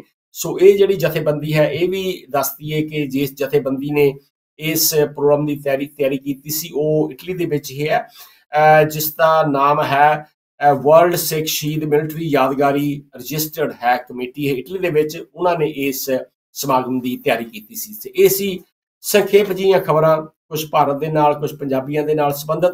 ਤੇ ਹੁਣ ਅਸੀਂ ਜੁੜਾਂਗੇ ਜਲਦੀ ਹੀ ਡਾਕਟਰ ਬਲਦੇਵ ਸਿੰਘ ਜੀ ਕੰਦੋਲਾ ਦੇ ਨਾਲ। ਇਸ ਵੇਲੇ ਡਾਕਟਰ ਬਲਦੇਵ ਕੰਦੋਲਾ ਜੀ ਸਾਡੇ ਨਾਲ ਜੁੜ ਚੁੱਕੇ ਨੇ, ਤੇ ਆਓ ਅਸੀਂ ਉਹਨਾਂ ਦਾ ਨਿੱਘਾ ਸਵਾਗਤ ਕਰਦੇ ਹਾਂ। ਤੇ ਨਾਲ ਠੰਡਾ ਠਾਰ ਵੀ, ਕਿਉਂ ਗਰਮੀ ਵੀ ਸ਼ੁਰੂ ਹੋ ਗਈ ਹੈ ਬਰਤਾਨੀਆ ਵਿੱਚ ਵੀ। ਬਲਦੇਵ ਜੀ, ਵਾਹਿਗੁਰੂ ਜੀ ਕਾ ਖਾਲਸਾ, ਵਾਹਿਗੁਰੂ ਜੀ ਕੀ ਫਤਿਹ। ਵਾਹਿਗੁਰੂ ਜੀ ਕੀ ਫਤਿਹ ਜੀ। ਗਰਮੀ ਤਾਂ ਬਿਲਕੁਲ ਹੀ ਬਹੁਤ ਸੋਹਣੀ ਆ, ਸੂਰਜ ਵੀ ਨਿਕਲਿਆ। ਹਾਂ ਬਿਲਕੁਲ, ਤਾਂ ਹੀ ਅਸੀਂ ਕਹਿੰਦੇ ਹਾਂ ਕਿ ਜਿਹੜੇ ਸੋਲਰ ਪੈਨਲ ਨੇ ਅੱਜ ਕੱਲ੍ਹ, ਉਹਨਾਂ ਦੀ ਜਿਹੜੀ ਮਾਰਕੀਟ ਆ ਉਹ ਵੀ ਤੇਜ਼ ਹੁੰਦੀ ਜਾ ਰਹੀ ਆ। ਔਰ ਦੂਜੇ ਪਾਸੇ ਦੇਖਦੇ ਆ ਕਿ ਜਿਹੜੀਆਂ ਬਿਜਲੀ ਦੀਆਂ ਕੀਮਤਾਂ ਨੇ, ਬਿਜਲੀ ਦੇ ਬਿੱਲ ਨੇ ਜਾਂ ਗੈਸ ਦੇ ਬਿੱਲ ਨੇ, ਬਹੁਤ ਵੱਧ ਗਏ ਨੇ। ਤੇ ਇਸ ਕਰਕੇ ਜਿਹੜੀ ਲੋਕ ਨੇ ਉਹ ਸੋਲਰ ਪੈਨਲ ਲਵਾਉਣ ਦੇ ਉੱਤੇ ਕਾਫੀ ਧੜਾ ਆਪਣੀਆਂ ਕੋਠਿਆਂ ਦੀਆਂ ਛੱਤਾਂ ਉੱਤੇ ਲਵਾ ਰਹੇ ਹੈਗੇ ਆ। ਤੇ ਇਹੀ ਗੱਲ ਬਾਰੇ ਮੈਂ ਤੁਹਾਡੇ ਤੋਂ ਸ਼ੁਰੂ ਕਰਾਂਗੇ ਕਿ ਤੁਸੀਂ ਇਹਦਾ ਕੀ ਇਹਦੇ ਬਾਰੇ ਕਹਿਣਾ ਚਾਹੁੰਦੇ ਆ, ਜਾਂ ਇਸ ਜਿਹੜਾ ਸਿਸਟਮ ਹੈਗਾ ਇਹਦਾ ਕੀ ਭਵਿੱਖ ਦੇਖਦੇ ਆ ਬਲਦੇਵ ਜੀ? ਇੰਦਰਪਾਲ ਜੀ, ਦੇਖੋ, ਆਦਮੀ ਨੇ ਜਿਹੜੀ ਵੀ ਨਵੀਂ ਟੈਕਨੋਲੋਜੀ ਬਣਾਈ ਆ, ਉਹਦੇ ਫਾਇਦੇ ਵੀ ਆ ਤੇ ਉਹਦੇ ਕਫਾਇਦੇ ਵੀ ਹੈਗੇ ਆ। ਤੇ ਜਿਸ ਤਰ੍ਹਾਂ ਤੁਸੀਂ ਦੇਖਿਆ ਹੀ ਹੈ ਕਿ ਆਪਾਂ ਪਿਛਲੇ ਕਈ ਦਹਾਕਿਆਂ ਤੋਂ ਇਹ ਸੁਣਦੇ ਆ ਰਹੇ ਆ ਕਿ ਜਿਹੜਾ ਪੈਟਰੋਲ ਦੀ ਖਪਤ ਸੀਗੀ, ਉਹਨੇ ਪੋਲੂਸ਼ਨ ਜਿਹੜੀ ਆ ਉਹ ਵਧਾ ਦਿੱਤੀ ਹੈਗੀ ਆ। ਉਹਨੇ ਇਹ ਜਿਹੜੀ ਇਸ ਧਰਤੀ ਦਾ ਟੈਂਪਰੇਚਰ ਵੀ ਜ਼ਿਆਦਾ ਕਰ ਦਿੱਤਾ ਹੈਗਾ। ਔਰ ਜਿਹੜੇ ਹੈਗੀਆਂ ਕਾਰਾਂ, ਉਹਨਾਂ ਦਾ ਜਿਹੜਾ ਪੈਟਰੋਲ ਬਲ ਕੇ ਧੂੰਆਂ ਨਿਕਲਦਾ, ਉਹਦੇ ਨਾਲ ਵੀ ਨੁਕਸਾਨ ਹੋ ਰਿਹਾ ਹੈਗਾ, ਸਿਹਤ ਤੇ ਨੁਕਸਾਨ ਹੋ ਰਿਹਾ। ਸਾਡਾ ਜਿਹੜਾ ਵਾਤਾਵਰਨ, ਵਾਯੂਮੰਡਲ ਆ, ਉਹ ਬਦਲ ਰਿਹਾ ਹੈਗਾ। ਤੇ ਉਹਦੇ ਬਦਲੇ ਇਹ ਸੁਜੈਸ਼ਨ ਦਿੱਤੀ ਗਈ ਕਿ ਜਿਹੜਾ ਸੂਰਜ ਦੀ ਧੁੱਪ ਆ, ਉਹਨੂੰ ਕਿਉਂ ਨਹੀਂ ਵਰਤਿਆ ਜਾਂਦਾ। ਤੇ ਉਹਨੂੰ ਵਰਤਣ ਦੇ ਲਈ ਇਹ ਸੋਲਰ ਪੈਨਲ, ਤੁਹਾਨੂੰ ਪਤਾ ਕਿ ਪਿਛਲੇ ਕਈ ਸਾਲਾਂ ਤੋਂ, ਕਈ ਦਹਾਕਿਆਂ ਤੋਂ ਇਹ ਕਾਫੀ ਪਪੂਲਰ ਹੋ ਰਹੇ ਹੈਗੇ ਆ। ਲੇਕਿਨ ਹਰ ਟੈਕਨੋਲੋਜੀ ਦੇ ਨਾਲ ਸਮੱਸਿਆ ਇਹ ਹੁੰਦੀ ਆ ਕਿ ਉਹ ਟੈਕਨੋਲੋਜੀ ਵੀ ਕਿਸੇ ਨਾ ਕਿਸ ਤਰ੍ਹਾਂ ਬਣਾਉਣੀ ਪੈਂਦੀ ਆ, ਤੇ ਉਹਦੇ ਵੀ ਆਪੋ ਆਪਣੇ ਨੁਕਸਾਨ ਹੁੰਦੇ ਆ। ਹੁਣ ਇਹ ਸੋਲਰ ਪੈਨਲ ਵਾਲੇ ਬਾਰੇ ਇਹ ਕਿਹਾ ਜਾ ਰਿਹਾ ਕਿ ਬਈ ਸੋਲਰ ਪੈਨਲ ਜਿਹੜੇ ਹੈਗੇ ਆ, ਉਹਨਾਂ ਦੀ ਜਿਹੜੀ ਉਮਰ ਆ ਉਹ ਲਗਭਗ 25 ਸਾਲ ਆ। ਉਹ ਤੋਂ ਬਾਅਦ ਕਿਉਂਕਿ ਉਹ ਕੰਡਮ ਹੋ ਜਾਂਦੇ ਆ, ਉਹਨਾਂ ਨੂੰ ਕਿਸੇ ਨਾ ਕਿਸੇ ਤਰ੍ਹਾਂ, ਕਿਉਂਕਿ ਉਹਨਾਂ ਦੇ ਵਿੱਚ ਇਲੈਕਟ੍ਰੋਨਿਕਸ ਦਾ ਸਮਾਨ ਲੱਗਾ ਆ, ਤੇ ਉਹਨਾਂ ਨੂੰ ਕੰਡਮ ਕਰਕੇ ਉਹਨਾਂ ਨੂੰ ਸੁਰੱਖਿਅਤ ਤਰੀਕੇ ਦੇ ਨਾਲ ਉਹਨਾਂ ਨੂੰ ਕਿਸ ਤਰ੍ਹਾਂ ਸੰਭਾਲਣਾ ਹੈਗਾ। ਉਹ ਸਮੱਸਿਆਵਾਂ ਆਪੋ ਆਪਣੀਆਂ ਜੋ ਜੁਦੀਆਂ ਪੈਦਾ ਕਰਦੀ ਆ ਕਿ ਜਿਹੜੇ ਇਲੈਕਟ੍ਰੋਨਿਕ ਕੰਪੋਨੈਂਟਸ ਹੈਗੇ ਆ, ਉਹਨਾਂ ਦਾ ਵੀ ਪੋਲੂਸ਼ਨ ਤੇ ਬਹੁਤ ਅਸਰ ਪੈਂਦਾ ਹੈਗਾ। ਹੁਣ ਕਿਉਂਕਿ ਲਗਭਗ 25 ਸਾਲ ਹੋ ਹੀ ਗਏ ਆ ਕਿ ਲੱਖਾਂ ਕਰੋੜਾਂ ਦੀ ਗਿਣਤੀ ਦੇ ਵਿੱਚ ਇਹ ਪੈਨਲ ਹੈਗੇ ਆ ਜਿਹੜੇ ਕਿ ਉਹਨਾਂ ਨੂੰ ਡਿਸਮੈਂਟਲ ਕਰਨਾ ਪੈਣਾ। ਉਹਦੇ ਨਾਲ ਜਿਹੜੇ ਇਲੈਕਟ੍ਰੋਨਿਕ ਕੰਪੋਨੈਂਟਸ ਆ, ਉਹਨਾਂ ਨੇ ਪੋਲੂਸ਼ਨ ਹੋਰ ਵਧਾ ਦੇਣਾ। ਹੁਣ ਸਮੱਸਿਆ ਇਹ ਹੈਗੀ ਆ ਕਿ ਬਈ ਉਹ ਜਿਹੜੇ ਪੈਨਲ ਹੈਗੇ ਆ, ਉਹਨਾਂ ਨੂੰ ਡਿਸਮੈਂਟਲ ਕਿਸ ਤਰ੍ਹਾਂ ਕੀਤਾ ਜਾਵੇ ਜੀ। ਸੋ ਇਹ ਵੀ ਇੱਕ ਬਹੁਤ ਵੱਡਾ, ਮੇਰੇ ਖਿਆਲ ਹੈ ਇੱਕ ਬਹੁਤ ਵੱਡੀ ਜਿਹੜੀ ਦਿੱਕਤ ਆ ਜਾਵੇਗੀ ਕਿ ਆਪਾਂ ਜਦੋਂ ਘਰਾਂ ਦਾ ਜਿਹੜਾ ਸਮਾਨ ਹੁੰਦਾ, ਕੂੜਾ ਹੁੰਦਾ, ਇੱਕ ਤਾਂ ਕੌਂਸਲ ਚੁੱਕ ਕੇ ਲੈ ਕੇ ਜਾਂਦੀ ਆ, ਇੱਕ ਜਿਹੜਾ ਭਾਰਾ ਕੂੜਾ ਹੁੰਦਾ ਤੁਸੀਂ ਆਪ ਉੱਥੇ ਸਕਿਪ, ਜਿੱਥੇ ਕਹਿੰਦੇ ਆ ਆਪਾਂ ਇਨਸੈਨਰੇਟਰ ਜਿਹੜੇ ਹੁੰਦੇ ਆ, ਉੱਥੇ ਸਿੱਟ ਕੇ ਆਉਂਦੇ ਹੈਗੇ ਆ, ਚਾਹੇ ਗਾਰਡਨ ਵੇਸਟ ਹੈਗਾ। ਪਰ ਇਹ ਜਿਹੜਾ ਸਪੈਸ਼ਲ ਵੇਸਟ ਹੋਊਗਾ, ਇਹਦੇ ਵਾਸਤੇ ਤਾਂ ਮੇਰੇ ਖਿਆਲ ਹੈ ਸਰਕਾਰ ਨੇ ਹਲੇ ਕੋਈ ਇਹੋ ਜਿਹੀ ਇੱਦਾਂ ਦੀ ਪਾਲਿਸੀ ਦਾ ਕੋਈ ਜ਼ਿਕਰ ਨਹੀਂ ਕੀਤਾ, ਐਲਾਨ ਨਹੀਂ ਕੀਤਾ ਕਿ ਇਹਨਾਂ ਦੀ ਜਿਹੜੀ ਕਲੈਕਸ਼ਨ ਹੈ, ਜਿਹੜੇ ਹੁਣ ਕੰਡਮ ਹੋ ਚੁੱਕੇ ਆ, ਜਿਹੜਾ ਤੁਸੀਂ ਗੱਲ ਕੀਤੀ ਆ, ਉਹਨਾਂ ਨੂੰ ਕਿਹੜੀ ਮੋਹਾਂ ਦੀ ਮੰਡੀ ਵਿੱਚ ਲੈ ਕੇ ਜਾਣਾ ਪਊਗਾ। ਤੇ ਇਹ ਵੀ ਇੱਕ ਬੜਾ ਜੇ ਦੇਖਦੇ ਬਹੁਤ ਵੱਡੀ ਇੱਕ ਸਮੱਸਿਆ ਪੈਦਾ ਹੋ ਸਕਦੀ ਆ, ਜਿਵੇਂ ਕਿ ਕਾਰਾਂ ਵਾਸਤੇ ਆਪਾਂ ਦੇਖਦੇ ਹਾਂ ਸਿੰਦਰਪਾਲ ਜੀ। ਹਾਂਜੀ, ਕੱਲਾ ਉਹਨਾਂ ਦੀ ਕਲੈਕਸ਼ਨ ਨਹੀਂ, ਜੇ ਤੁਸੀਂ ਉਹਨੂੰ ਕਲੈਕਟ ਕਰ ਵੀ ਲੈਂਦੇ ਹੈਗੇ ਆ, ਹੁਣ ਜਿੱਦਾਂ ਆਪਣੇ ਮੋਬਾਈਲ ਫੋਨ ਹੈਗੇ ਆ ਹਨਾ, ਤੇ ਆ ਜਿਹੜੇ ਲੈਪਟਾਪ ਆਪਾਂ ਵਰਤਦੇ ਹੈਗੇ ਆ, ਟੀਵੀ ਸਕਰੀਨ ਜਿਹੜੇ ਵਰਤਦੇ ਹੈਗੇ ਆ ਲੈਪਟਾਪ ਦੇ ਲਈ ਨੂੰ ਕਨੈਕਟ ਕਰਨ ਦੇ ਲਈ, ਜਾਂ ਐਕਚੁਅਲ ਟੀਵੀ ਜਿਹੜੇ ਹੈਗੇ ਆ, ਉਹਨਾਂ ਨੂੰ ਜਿਹੜੇ ਕਿ ਕੰਡਮ ਹੋ ਜਾਂਦੇ ਆ, ਉਹਨਾਂ ਨੂੰ ਕੀ ਕਰਨਾ, ਉਹਨਾਂ ਨੂੰ ਕਿੱਦਾਂ ਸੰਭਾਲਣਾ, ਉਹਨਾਂ ਨੂੰ ਡਿਸਪੋਜ਼ ਸੁਰੱਖਿਅਤ ਤਰੀਕੇ ਦੇ ਨਾਲ ਡਿਸਪੋਜ਼ ਕਿਸ ਤਰ੍ਹਾਂ ਕਰਨਾ। ਤੁਸੀਂ ਦੇਖ ਲਓ ਦੁਨੀਆ ਭਰ ਦੇ ਵਿੱਚ ਕਿੰਨੇ ਲੈਪਟਾਪ ਵਰਤੇ ਜਾਂਦੇ, ਕਿੰਨੇ ਮੋਬਾਈਲ, ਹਰ ਨਿਆਣੇ ਦੇ ਕੋਲ ਮੋਬਾਈਲ ਫੋਨ ਹੈਗਾ। ਹੁਣ ਤੁਸੀਂ ਦੁਨੀਆ ਦੀ ਆਬਾਦੀ ਦੇ ਹਿਸਾਬ ਨਾਲ ਤੁਸੀਂ ਦੇਖ ਲਓ ਵੀ ਦੁਨੀਆ ਦੇ ਵਿੱਚ ਜਿਹੜੇ ਮੋਬਾਈਲ ਫੋਨ ਆ, ਇਹਨਾਂ ਨੇ ਕਦੇ ਨਾ ਕਦੇ ਇਹਨਾਂ ਦੀ ਲਾਈਫ ਜਿਹੜੀ ਆ, ਮੇਰਾ ਖਿਆਲ ਆ 5-6 ਸਾਲ ਤੋਂ ਜ਼ਿਆਦਾ ਨਹੀਂ ਹੁੰਦੀ। ਉਹਨਾਂ ਨੂੰ ਕਿਸ ਤਰ੍ਹਾਂ ਸੁਰੱਖਿਅਤ ਤਰੀਕੇ ਦੇ ਨਾਲ ਉਹਨਾਂ ਨੂੰ ਡਿਸਮੈਂਟਲ ਕਿਸ ਤਰ੍ਹਾਂ ਕਰਨਾ ਇੰਨੀ ਭਾਰੀ ਗਿਣਤੀ ਦੇ ਵਿੱਚ, ਔਰ ਫਿਰ ਉਹਦੇ ਬਦਲੇ ਨਵੇਂ ਕੰਪੋਨੈਂਟਸ ਜਿਹੜੇ ਆ ਉਹਨਾਂ ਨੂੰ ਲਿਆਉਣਾ ਹੈਗਾ। ਸੋ ਜਿਹੜੀ ਟੈਕਨੋਲੋਜੀ ਹੈਗੀ ਆ, ਇਹਦੀਆਂ ਜਿਹੜੀਆਂ ਇਹਦੇ ਨਾਲ ਐਸੋਸੀਏਟਡ ਸਮੱਸਿਆਵਾਂ ਹੈਗੀਆਂ, ਉਹ ਕੋਈ ਸੌਖਾ ਸੋਲੂਸ਼ਨ ਨਹੀਂ ਹੈਗਾ। ਕਿ ਹੁਣ ਜਦੋਂ ਕਾਰਾਂ ਹੀ ਲੈ ਲਓ, ਤੁਸੀਂ ਕਹਿੰਦੇ ਕਿ ਆਪਾਂ ਕਹਿੰਦੇ ਆ ਜੀ ਜਿਹੜੀਆਂ ਬੈਟਰੀ ਦੀਆਂ ਕਾਰਾਂ ਹੈਗੀਆਂ ਉਹ ਬਹੁਤ ਫਾਇਦੇਮੰਦ ਹੈਗੀਆਂ ਦੂਜੇ ਵਾਤਾਵਰਨ ਨੂੰ ਕੰਟਰੋਲ ਰੱਖਣ ਦੇ ਵਿੱਚ, ਲੇਕਿਨ ਉਹ ਜਦੋਂ ਕਾਰਾਂ ਹੁਣ ਤਾਂ ਚਲੋ ਵਿਕ ਰਹੀਆਂ ਹੈਗੀਆਂ, ਉਹਨਾਂ ਦੀ ਵੀ ਮੰਨ ਲਓ 10-15 ਸਾਲ ਉਮਰ ਹੈਗੀ ਆ ਕਾਰਾਂ ਦੀਆਂ ਬੈਟਰੀਆਂ ਦੀ, ਤੇ ਬਾਅਦ ਦੇ ਵਿੱਚ 10-15 ਸਾਲ ਬਾਅਦ ਉਹਨਾਂ ਬੈਟਰੀਆਂ ਨੂੰ ਕੀ ਕਰਨਾ, ਉਹਨਾਂ ਨੂੰ ਕਿੱਥੇ ਡਿਸਪੋਜ਼ ਆਫ ਕਰਨਾ, ਉਹਨਾਂ ਨੂੰ ਕਿਸ ਤਰ੍ਹਾਂ ਕਰਨਾ ਹੈਗਾ। ਤੇ ਉਹਨਾਂ ਦੀ ਜਿਹੜੀ ਕਾਰ ਦੀ ਬੈਟਰੀ ਆ, ਉਹਦੀ ਮੈਨੂਫੈਕਚਰਿੰਗ ਜਿਹੜੀ ਆ, ਉਹਦੇ ਨਾਲ ਵੀ ਪੋਲੂਸ਼ਨ ਦੀਆਂ ਸਮੱਸਿਆਵਾਂ ਦਾ ਸੰਬੰਧ ਹੈਗਾ ਆ। ਸੋ ਆਪਾਂ ਛੇਤੀ ਕੀਤੇ ਮੇਰਾ ਖਿਆਲ ਆ ਸੁਰੱਖਿਅਤ ਸੋਲੂਸ਼ਨ ਜਿਹੜਾ ਆ, ਹੱਲ ਆ, ਉਹ ਛੇਤੀ ਕੀਤੇ ਲੱਭ ਨਹੀਂ ਸਕਦੇ। ਹਰ ਟੈਕਨੋਲੋਜੀ ਦੇ ਨਾਲ ਉਹਦੀਆਂ ਆਪੋ ਆਪਣੀਆਂ ਸਮੱਸਿਆਵਾਂ ਹੈਗੀਆਂ ਜੀ। ਬੜਾ ਹੀ ਮੇਰੇ ਖਿਆਲ ਗੰਭੀਰ ਮੁੱਦਾ ਹੈ ਬਲਦੇਵ ਜੀ। ਇੱਕ ਹੋਰ ਗੰਭੀਰ ਮੁੱਦਾ ਇਹ ਵੀ ਹੈਗਾ, ਜਿਹੜਾ ਕਿ ਅਸੀਂ ਸੋਚਦੇ ਹਾਂ ਕਿ ਜਿਹੜਾ ਸਾਡੀ ਬ੍ਰੈਕਸਿਟ ਦਾ ਕਾਰਨ ਬਣਿਆ, ਜਿਸ ਨੇ ਬ੍ਰੈਕਸਿਟ ਦੀਆਂ ਜੜ੍ਹਾਂ ਵਿੱਚ ਤੇਲ ਦਿੱਤਾ, ਉਹ ਹੈ ਇਲੀਗਲ ਮਾਈਗ੍ਰੇਸ਼ਨ, ਭਾਵ ਕਿ ਗੈਰ ਕਾਨੂੰਨੀ ਪ੍ਰਵਾਸ। ਜਿਹੜੇ ਬਹੁਤ ਸਾਰੇ ਲੋਕ ਨੇ ਬਹੁਤ ਸਮੇਂ ਤੋਂ, ਬਹੁਤ ਲੰਮੇ ਸਮੇਂ ਤੋਂ ਦੇਖਦੇ ਆ, ਜਿਹੜੀ ਬਰਤਾਨਵੀ ਸਰਕਾਰ ਆ ਉਹ ਬੜੀ ਜੱਦੋ-ਜਹਿਦ ਕਰ ਰਹੀ ਹੈਗੀ ਆ ਕਿ ਇਹਨਾਂ ਲੋਕਾਂ ਨੂੰ ਕਿਸ ਤਰ੍ਹਾਂ ਰੋਕਿਆ ਜਾਵੇ। ਇਹ ਵੀ ਉਮੀਦ ਕੀਤੀ ਜਾਂਦੀ ਸੀ ਕਿ ਜਦੋਂ ਬ੍ਰੈਕਸਿਟ ਹੋ ਜਾਣਾ ਫਿਰ ਲੋਕਾਂ ਨੇ ਆਉਣਾ ਨਹੀਂ ਹੈਗਾ। ਤੁਹਾਨੂੰ ਕੀ ਲੱਗਦਾ ਕਿ ਹੁਣ ਇਸ ਵੇਲੇ ਜਿਹੜਾ ਨਵਾਂ ਬਿੱਲ ਹੈਗਾ, ਜਿਹੜਾ ਉਹ ਪਾਰਲੀਮੈਂਟ ਦੇ ਵਿੱਚ ਜਾ ਰਿਹਾ ਹੈ, ਜਿਸ ਦਾ ਨਾਮ ਹੈ ਮਾਈਗ੍ਰੇਸ਼ਨ ਬਿੱਲ, ਉਹ ਤੋਂ ਕੀ ਸੰਭਾਵਨਾਵਾਂ ਤੁਹਾਨੂੰ ਲੱਗਦੀਆਂ ਨੇ ਬਲਦੇਵ ਜੀ?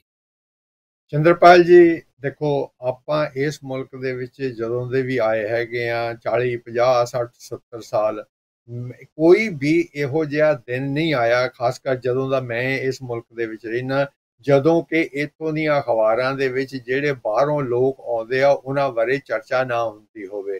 ਲੇਕਿਨ ਉਹ 70 ਸਾਲ ਹੋ ਗਏ ਆ, 60 ਸਾਲ ਹੋ ਗਏ ਉਸ ਚਰਚਾ ਨੂੰ ਹੁੰਦੀ ਨੂੰ, ਉਹਦਾ ਹੱਲ ਕਿਸੇ ਨੂੰ ਨਹੀਂ ਲੱਭਾ। ਉਹ ਇਸ ਲਈ ਨਹੀਂ ਲੱਭਾ ਕਿਉਂਕਿ ਜਿਹੜੇ ਪੱਛਮੀ ਯੂਰਪ ਦੇ ਮੁਲਕ ਹੈਗੇ ਆ, ਇਹਨਾਂ ਦੇ ਵਿੱਚ ਬਹੁਤ ਵੱਡਾ ਉਦਯੋਗ ਆ।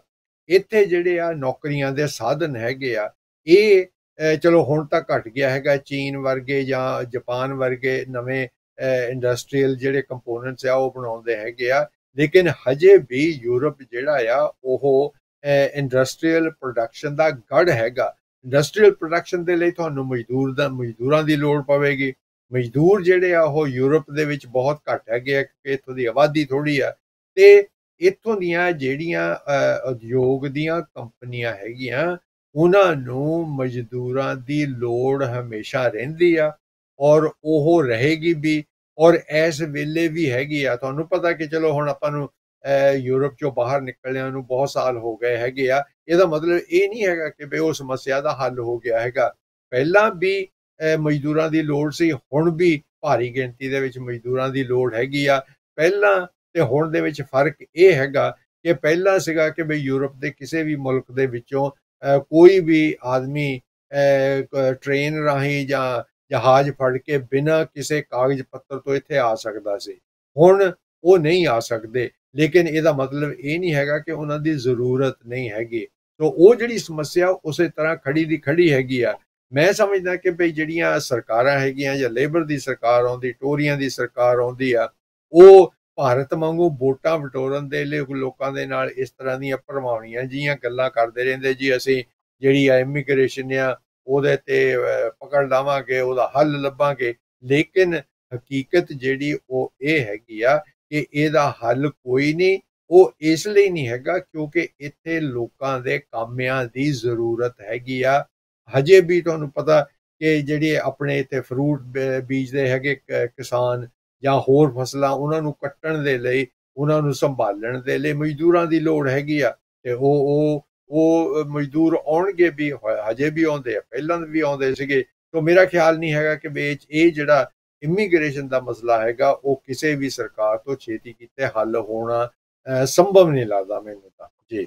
ਪਰ ਦੂਜੇ ਪਾਸੇ ਇਹ ਵੀ ਦੇਖਿਆ ਜਾ ਰਿਹਾ ਹੈਗਾ ਬਲਦੇਵ ਸਿੰਘ ਜੀ, ਇਹ ਜਿਹੜੀ ਨਵੀਂ ਸਕੀਮ ਹੈ ਜਿਹੜਾ ਰੁਕਣਾ ਹੈਗਾ ਉਹਦੇ ਉੱਤੇ ਤਕਰੀਬਨ 3 ਤੋਂ ਲੈ ਕੇ 6 ਬਿਲੀਅਨ ਪਾਉਂਡ ਦਾ ਖਰਚਾ ਹੋਵੇਗਾ, ਕਿ ਭਾਵ ਕਿ 6000 ਮਿਲੀਅਨ ਪਾਉਂਡਾਂ ਦਾ ਹੋਵੇਗਾ। ਤੇ ਨਾਲ ਦੀ ਨਾਲ ਇਹ ਜਿਹੜੀ ਹੁਣ ਇਸ ਵੇਲੇ ਜਿਹੜੇ ਮਾਈਗ੍ਰੈਂਟਸ ਨੇ ਜਾਂ ਪ੍ਰਵਾਸੀ ਪਨਾਹਗੀਰ ਨੇ ਜਿਹੜੇ ਹੋਟਲਾਂ ਵਿੱਚ ਜਾਂ ਹੋਸਟਲਾਂ ਵਿੱਚ ਠਹਿਰੇ ਹੋਏ ਨੇ, ਉਹਨਾਂ ਦੇ ਉੱਤੇ ਘੱਟੋ ਘੱਟ 70 ਲੱਖ ਪਾਉਂਡ ਦਿਹਾੜੀ ਦਾ ਖਰਚਾ ਆ ਰਿਹਾ ਹੈ। ਇਹ ਵੀ ਮੇਰੇ ਖਿਆਲ ਆਪਾਂ ਨੂੰ ਦੇਖਣਾ ਪਵੇਗਾ। ਚਲੋ ਇਹ ਜਿਹੜੇ ਪ੍ਰੋਗਰਾਮ ਹੈਗੇ ਆਪਾਂ ਥੋੜ੍ਹਾ ਜਿਹਾ ਅਸੀਂ ਇਹਦੇ ਬਾਰੇ ਆਪਾਂ ਗੱਲਾਂ ਕਰਦੇ ਹਾਂ, ਇਹਨੂੰ ਇੱਕ ਮਾੜੀ ਜਿਹੀ ਸ਼ੋਅ ਦੇਣ ਦੀ ਕੋਸ਼ਿਸ਼ ਕਰਦੇ ਹਾਂ, ਤੇ ਅਗਲੇ ਪ੍ਰੋਗਰਾਮ ਦੇ ਵਿੱਚ ਅਸੀਂ ਇਹਨਾਂ ਨੂੰ ਵਿਸਤਾਰ ਦੇ ਸਹਿਤ ਆਪਾਂ ਗੱਲਾਂ ਬਾਤਾਂ ਕਰਾਂਗੇ, ਵਿਚਾਰਾਂ ਕਰਾਂਗੇ।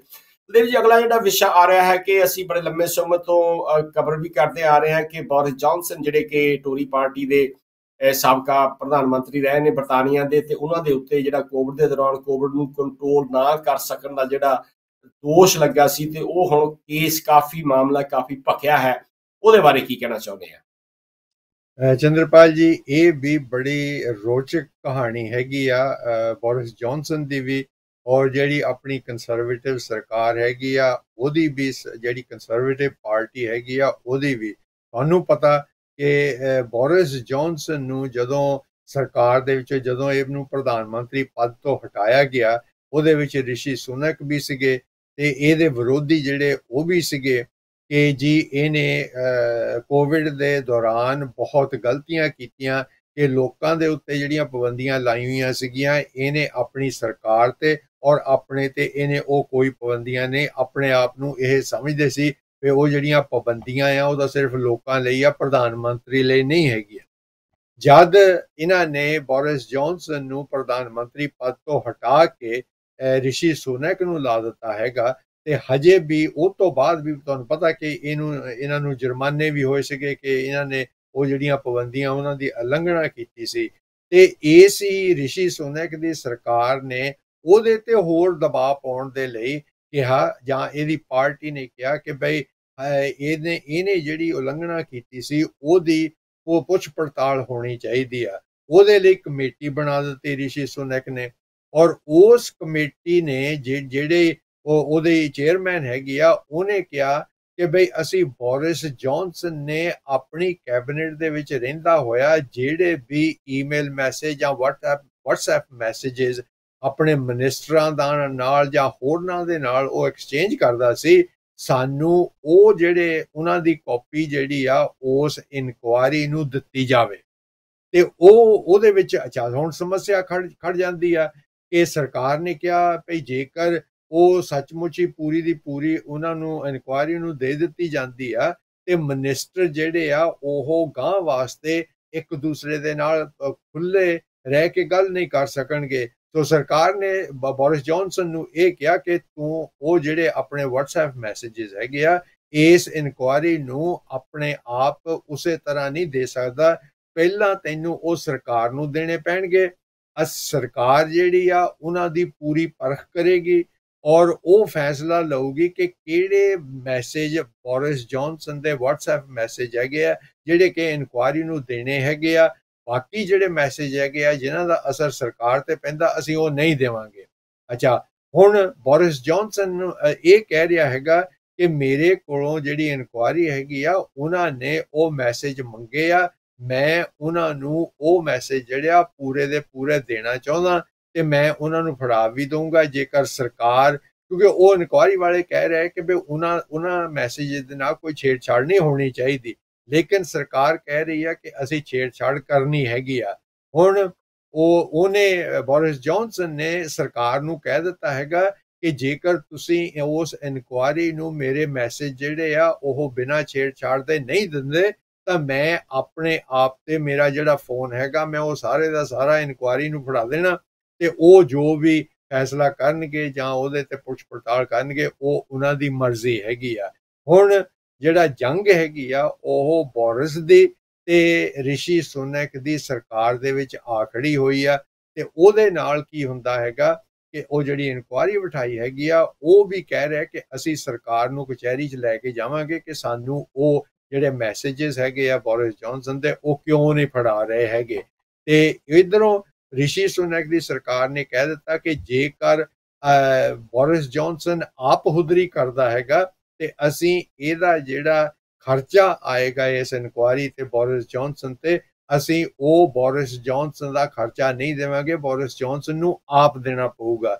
ਸੋ ਇਹ ਜਿਹੜੀ ਲੜਾਈ ਹੈਗੀ ਆ ਤਿੰਨਾਂ ਧਿਰਾਂ ਦੇ ਵਿੱਚ ਸਰਕਾਰ, ਇਨਕੁਆਇਰੀ ਤੇ ਬੋਰਿਸ ਜੌਨਸਨ ਦੇ ਵਿੱਚ ਇਹ ਬੜਾ ਹੀ ਰੋਚਕ ਜਿਹਾ ਹਾਲਾਤਾਂ ਦੇ ਵਿੱਚ ਦੀ ਗੁਜ਼ਰ ਰਹੀ ਹੈਗੀ ਆ ਕਿ ਉਹ ਜਿਹੜੀ ਇਨਕੁਆਇਰੀ ਸਰਕਾਰ ਨੇ ਆਪ ਐਸਟੈਬਲਿਸ਼ ਕੀਤੀ ਸੀ ਉਹੀ ਹੁਣ ਲੱਗਦਾ ਸਰਕਾਰ ਨੂੰ ਪੁੱਠੀ ਪੈ ਰਹੀ ਲੱਗਦੀ ਆ। ਹਾਂਜੀ ਬਲਦੇਵ ਜੀ, ਦੋ ਸਵਾਲ ਨਿੱਕੇ ਨਿੱਕੇ ਖੜੇ ਹੁੰਦੇ ਹੈਗੇ ਆ ਵੀ ਕੀ ਇਹ ਬੋਰਿਸ ਜੌਨਸਨ ਨੂੰ ਧਮਕਾਉਣ ਦੀ, ਡਰਾਉਣ ਦੀ ਕੋਸ਼ਿਸ਼ ਕੀਤੀ ਜਾ ਰਹੀ ਹੈ ਤੇ ਅਗਰ ਬੋਰਿਸ ਜੌਨਸਨ ਇਸ ਤੋਂ ਡਰ ਜਾਂਦਾ ਹੈ ਤੇ ਬੋਰਿਸ ਜੌਨਸਨ ਕਿਹੋ ਜਿਹੇ ਕਦਮ ਉਠਾ ਸਕਦਾ ਹੈ ਤੁਹਾਡੇ ਖਿਆਲ ਦੇ ਵਿੱਚ? ਬਈ ਦੇਖੋ ਇਹ ਹੁਣ ਸਰਕਾਰ ਦੀ ਆ ਉਹ ਬੋਰਿਸ ਜੌਨਸਨ ਕਹਿੰਦਾ ਆ ਕਿ ਬਈ ਉਹ ਜਿਹੜੀ ਇਨਕੁਆਇਰੀ ਆ ਉਹਨਾਂ ਨੇ ਮੇਰੇ ਕੋਲੋਂ ਉਹ ਮੈਸੇਜ ਮੰਗੇ ਆ ਤੇ ਮੈਂ ਉਹਨਾਂ ਨੂੰ ਦੇ ਰਿਹਾ ਹੈਗਾ। ਅੱਛਾ, ਜੇਕਰ ਉਹ ਨਹੀਂ ਦਿੰਦਾ ਇਨਕੁਆਇਰੀ ਨੂੰ ਤੇ ਉਹ ਜਿਹੜੀ ਇਨਕੁਆਇਰੀ ਆ ਉਹ ਬੋਰਿਸ ਜੌਨਸਨ ਨੂੰ ਕਚਹਿਰੀ 'ਚ ਜਾ ਸਕਦੇ ਆ ਕਿ ਜੇ ਇਹ ਬੰਦਾ ਸਾਨੂੰ ਜੋ ਇਨਕੁਆਇਰੀ ਕਰਨ ਦੇ ਲਈ ਸਾਨੂੰ ਡਾਕੂਮੈਂਟ ਚਾਹੀਦੇ ਉਹ ਦਿੰਦਾ ਨਹੀਂ ਹੈਗਾ। ਬੋਰਿਸ ਜੌਨਸਨ ਲੱਗਦਾ ਆ ਉਹਨਾਂ ਪਾਸਿਆਂ ਤੋਂ ਫਸਿਆ ਹੈਗਾ ਕਿ ਜੇਕਰ ਉਹ ਦਿੰਦਾ ਤਾਂ ਵੀ ਫਸਦਾ, ਜੇ ਉਹ ਨਹੀਂ ਦਿੰਦਾ ਤਾਂ ਵੀ ਫਸਦਾ। ਉਹ ਨਿਕਲਦਾ ਕਿਸ ਤਰ੍ਹਾਂ ਹੈਗਾ ਉਹ ਤਾਂ ਆਉਣ ਵਾਲਾ ਹੀ ਸਮਾਂ ਦੱਸੇਗਾ ਕਿ ਬਈ ਉਹ ਸਰਕਾਰ ਕੋਈ ਕਦਮ ਉਠਾਉਂਦੀ ਆ ਜਾਂ ਉਹ ਇਨਕੁਆਇਰੀ ਜਿਹੜੀ ਆ ਉਹ ਕਦਮ ਉਠਾਉਂਦੀ ਹੈਗੀ ਸਰਕਾਰ ਦੇ ਵਿਰੁੱਧ ਕਿ ਸਾਡੀ ਜਿਹੜੀ ਤੁਸੀਂ ਸਾਨੂੰ ਸਰਕਾਰ ਜੀ ਤੁਸੀਂ ਸਾਨੂੰ ਇਸ ਦੀ ਪੁੱਛ ਪੜਤਾਲ ਕਰਨ ਲਈ ਕਿਹਾ ਸੀ, ਅਸੀਂ ਕਰ ਰਹੇ ਹੈਗੇ ਆ, ਉਹਦੇ ਵਿੱਚ ਤੁਹਾਡੀ ਜਿਹੜੀ ਦਖਲ ਅੰਦਾਜ਼ੀ ਆ ਉਹ ਸਾਨੂੰ ਮਨਜ਼ੂਰ ਨਹੀਂ ਹੈਗੀ ਤੇ ਅਸੀਂ ਸਰਕਾਰ ਨੂੰ ਕਚਹਿਰੀ ਵਿੱਚ ਲੈ ਕੇ ਜਾਵਾਂਗੇ ਕਿਉਂਕਿ ਸਰਕਾਰ ਸਾਨੂੰ ਪੁੱਛ ਪੜਤਾਲ ਕਰਨ ਦੇ ਵਿੱਚ ਦਿੱਕਤਾਂ ਪਾ ਰਹੀ ਹੈਗੀ ਆ।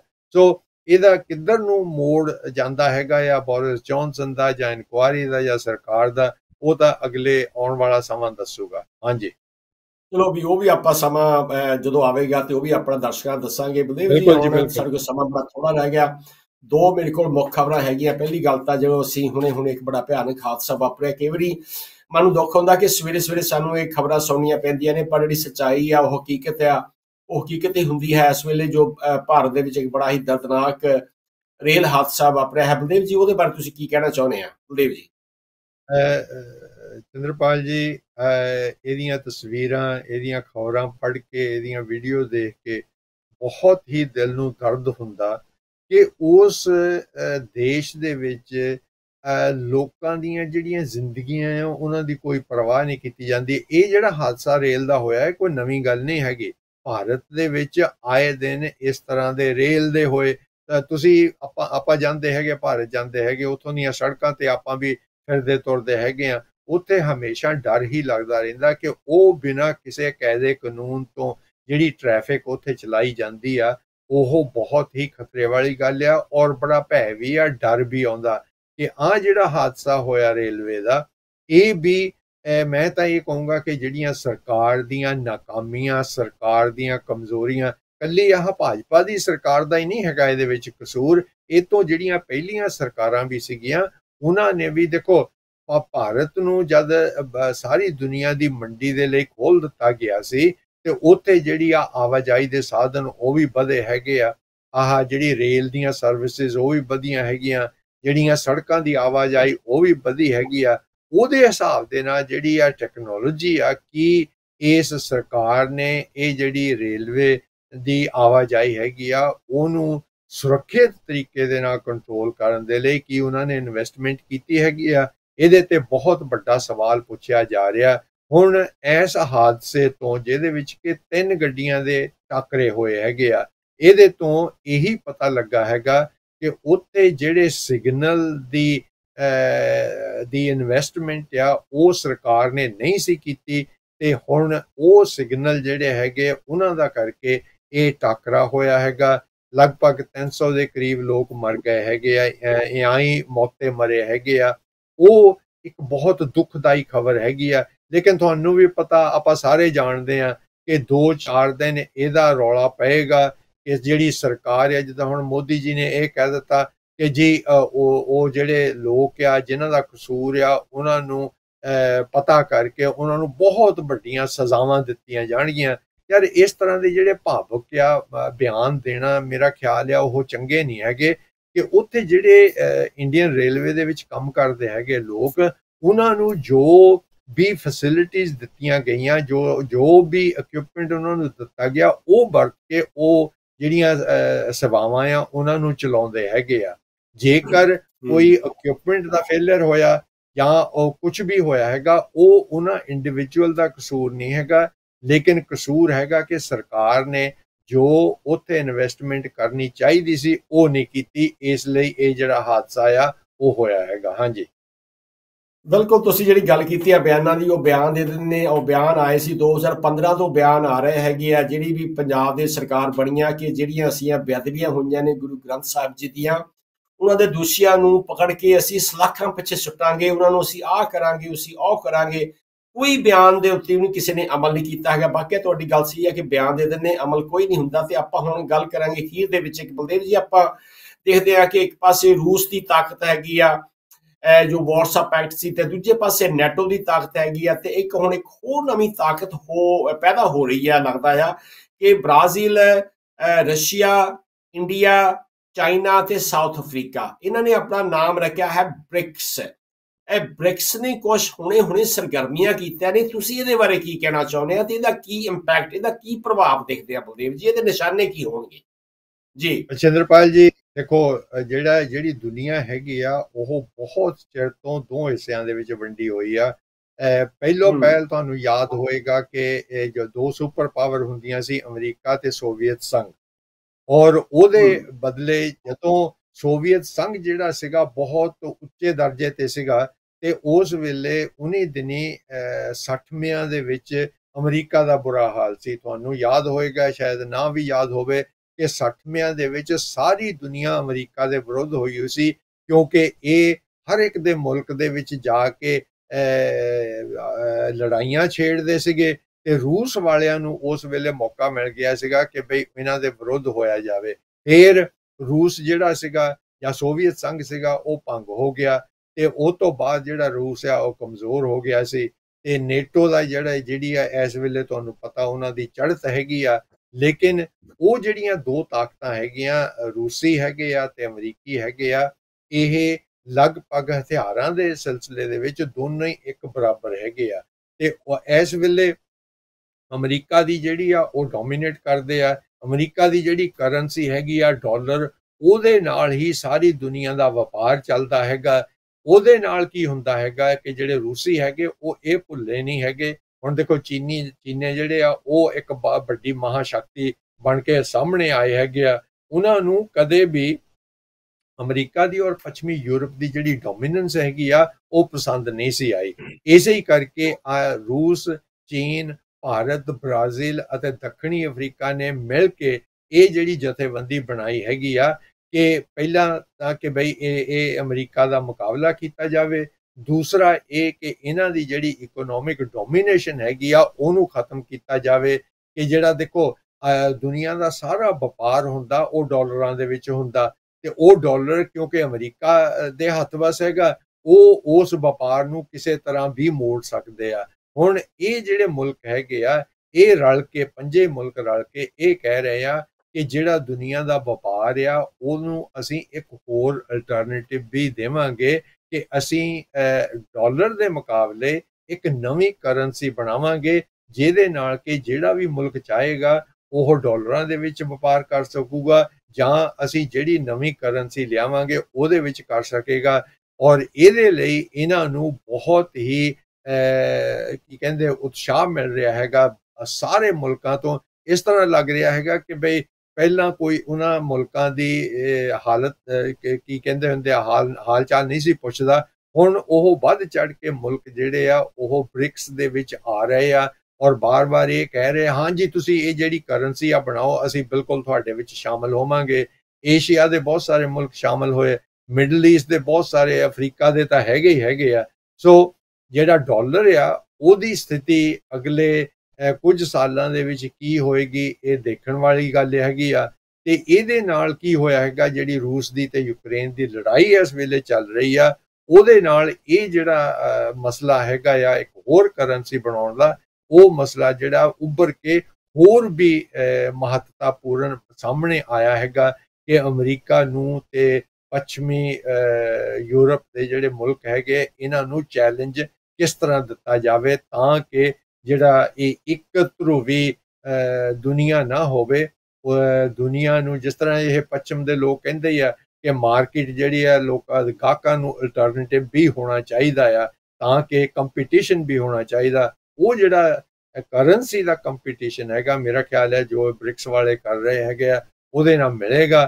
ਤੇ ਉਹਦੇ ਨਾਲ ਡਾਲਰ ਤੇ ਕੀ ਅਸਰ ਪੈਂਦਾ ਜਾਂ ਅਮਰੀਕਾ ਦਾ ਰਵੱਈਆ ਕੀ ਹੋਏਗਾ, ਪੱਛਮੀ ਯੂਰਪ ਦਾ ਰਵੱਈਆ ਕੀ ਹੋਏਗਾ, ਉਹ ਫਿਰ ਇਹੀ ਕਹਿ ਸਕਦੇ ਆ ਕਿ ਬਈ ਆਉਣ ਵਾਲਾ ਸਮਾਂ ਹੀ ਦੱਸੂਗਾ ਕਿ ਕਿਸ ਪਾਸੇ ਨੂੰ ਇਹ ਗੱਲ ਮੁੜਦੀ ਹੈਗੀ ਆ। ਹਾਂਜੀ, ਜਿਵੇਂ ਤੁਸੀਂ ਗੱਲ ਕੀਤੀ ਆ ਕਿ ਇਹ ਜਿਹੜਾ ਅਮਰੀਕਾ ਹੈਗਾ ਇਹਨਾਂ ਦੀ ਜਿਹੜੀ ਇੱਕ ਬੜੀ ਵੱਡੀ ਇੱਕ ਫੋਰਸ ਹੈ ਇਹਨਾਂ ਦੀ, ਜਿਸ ਨੂੰ ਅਸੀਂ ਸੈਂਟਰਲ ਇਨਵੈਸਟੀਗੇਸ਼ਨ ਏਜੰਸੀ ਕਹਿੰਦੇ ਆ, ਜਿਹੜੀ ਕਿ CIA ਦੇ ਨਾਲ ਬੜੀ ਮਸ਼ਹੂਰ ਆ ਤੇ ਉਹਨੇ ਦੁਨੀਆ ਦੇ ਵਿੱਚ ਜਿਹੜੀਆਂ ਸ਼ੇਰਾਂ ਜਾ ਕੇ ਜਿਵੇਂ ਤੁਸੀਂ ਜ਼ਿਕਰ ਕੀਤਾ ਹੈਗਾ, ਉਹਦੇ ਜਿਹੜੇ ਹੁਣ ਹੈਡ ਨੇ ਵਿਲੀਅਮ ਬਰਨਸ, ਉਹ ਹੁਣੇ ਅਮਰੀਕਾ ਜਾ ਕੇ ਆਏ ਨੇ ਔਰ ਕਿਤੇ ਹੋਰ ਅਖਬਾਰਾਂ ਦੇ ਵਿੱਚ ਜਾਂ ਮੀਡੀਆ ਦੇ ਵਿੱਚ ਇਹਦੀ ਧੂਬ ਨਿਕਲੀ ਕਿ ਉਹ ਉੱਥੇ ਜਾ ਕੇ ਆਏ ਨੇ। ਇਹਦਾ ਮਤਲਬ ਜਿਹੜੀ ਤੁਸੀਂ ਬ੍ਰਿਕਸ ਦੀ ਗੱਲ ਕੀਤੀ ਆ ਕਿ ਅਮਰੀਕਾ ਨੂੰ ਕੋਈ ਬ੍ਰਿਕਸ ਤੋਂ ਡਰ ਪੈਦਾ ਹੋਣ ਦੀ ਸੰਭਾਵਨਾ ਨਜ਼ਰ ਆ ਰਹੀ ਹੈ ਤੁਹਾਨੂੰ?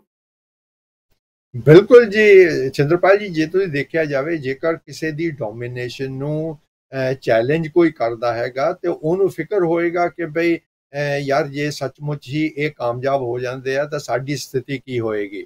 ਤੇ ਉਹਨਾਂ ਨੇ ਕੀ ਕੀਤਾ ਇਸ ਵੇਲੇ ਜਿਹੜੀ ਚੀਨ ਵਾਲੇ ਦੋ ਵੱਡੀਆਂ ਇਕੋਨਮੀਆਂ ਦੁਨੀਆ ਦੀਆਂ, ਉਹ ਕੀ ਹੈਗੀਆਂ ਅਮਰੀਕਾ ਤੇ ਚੀਨ।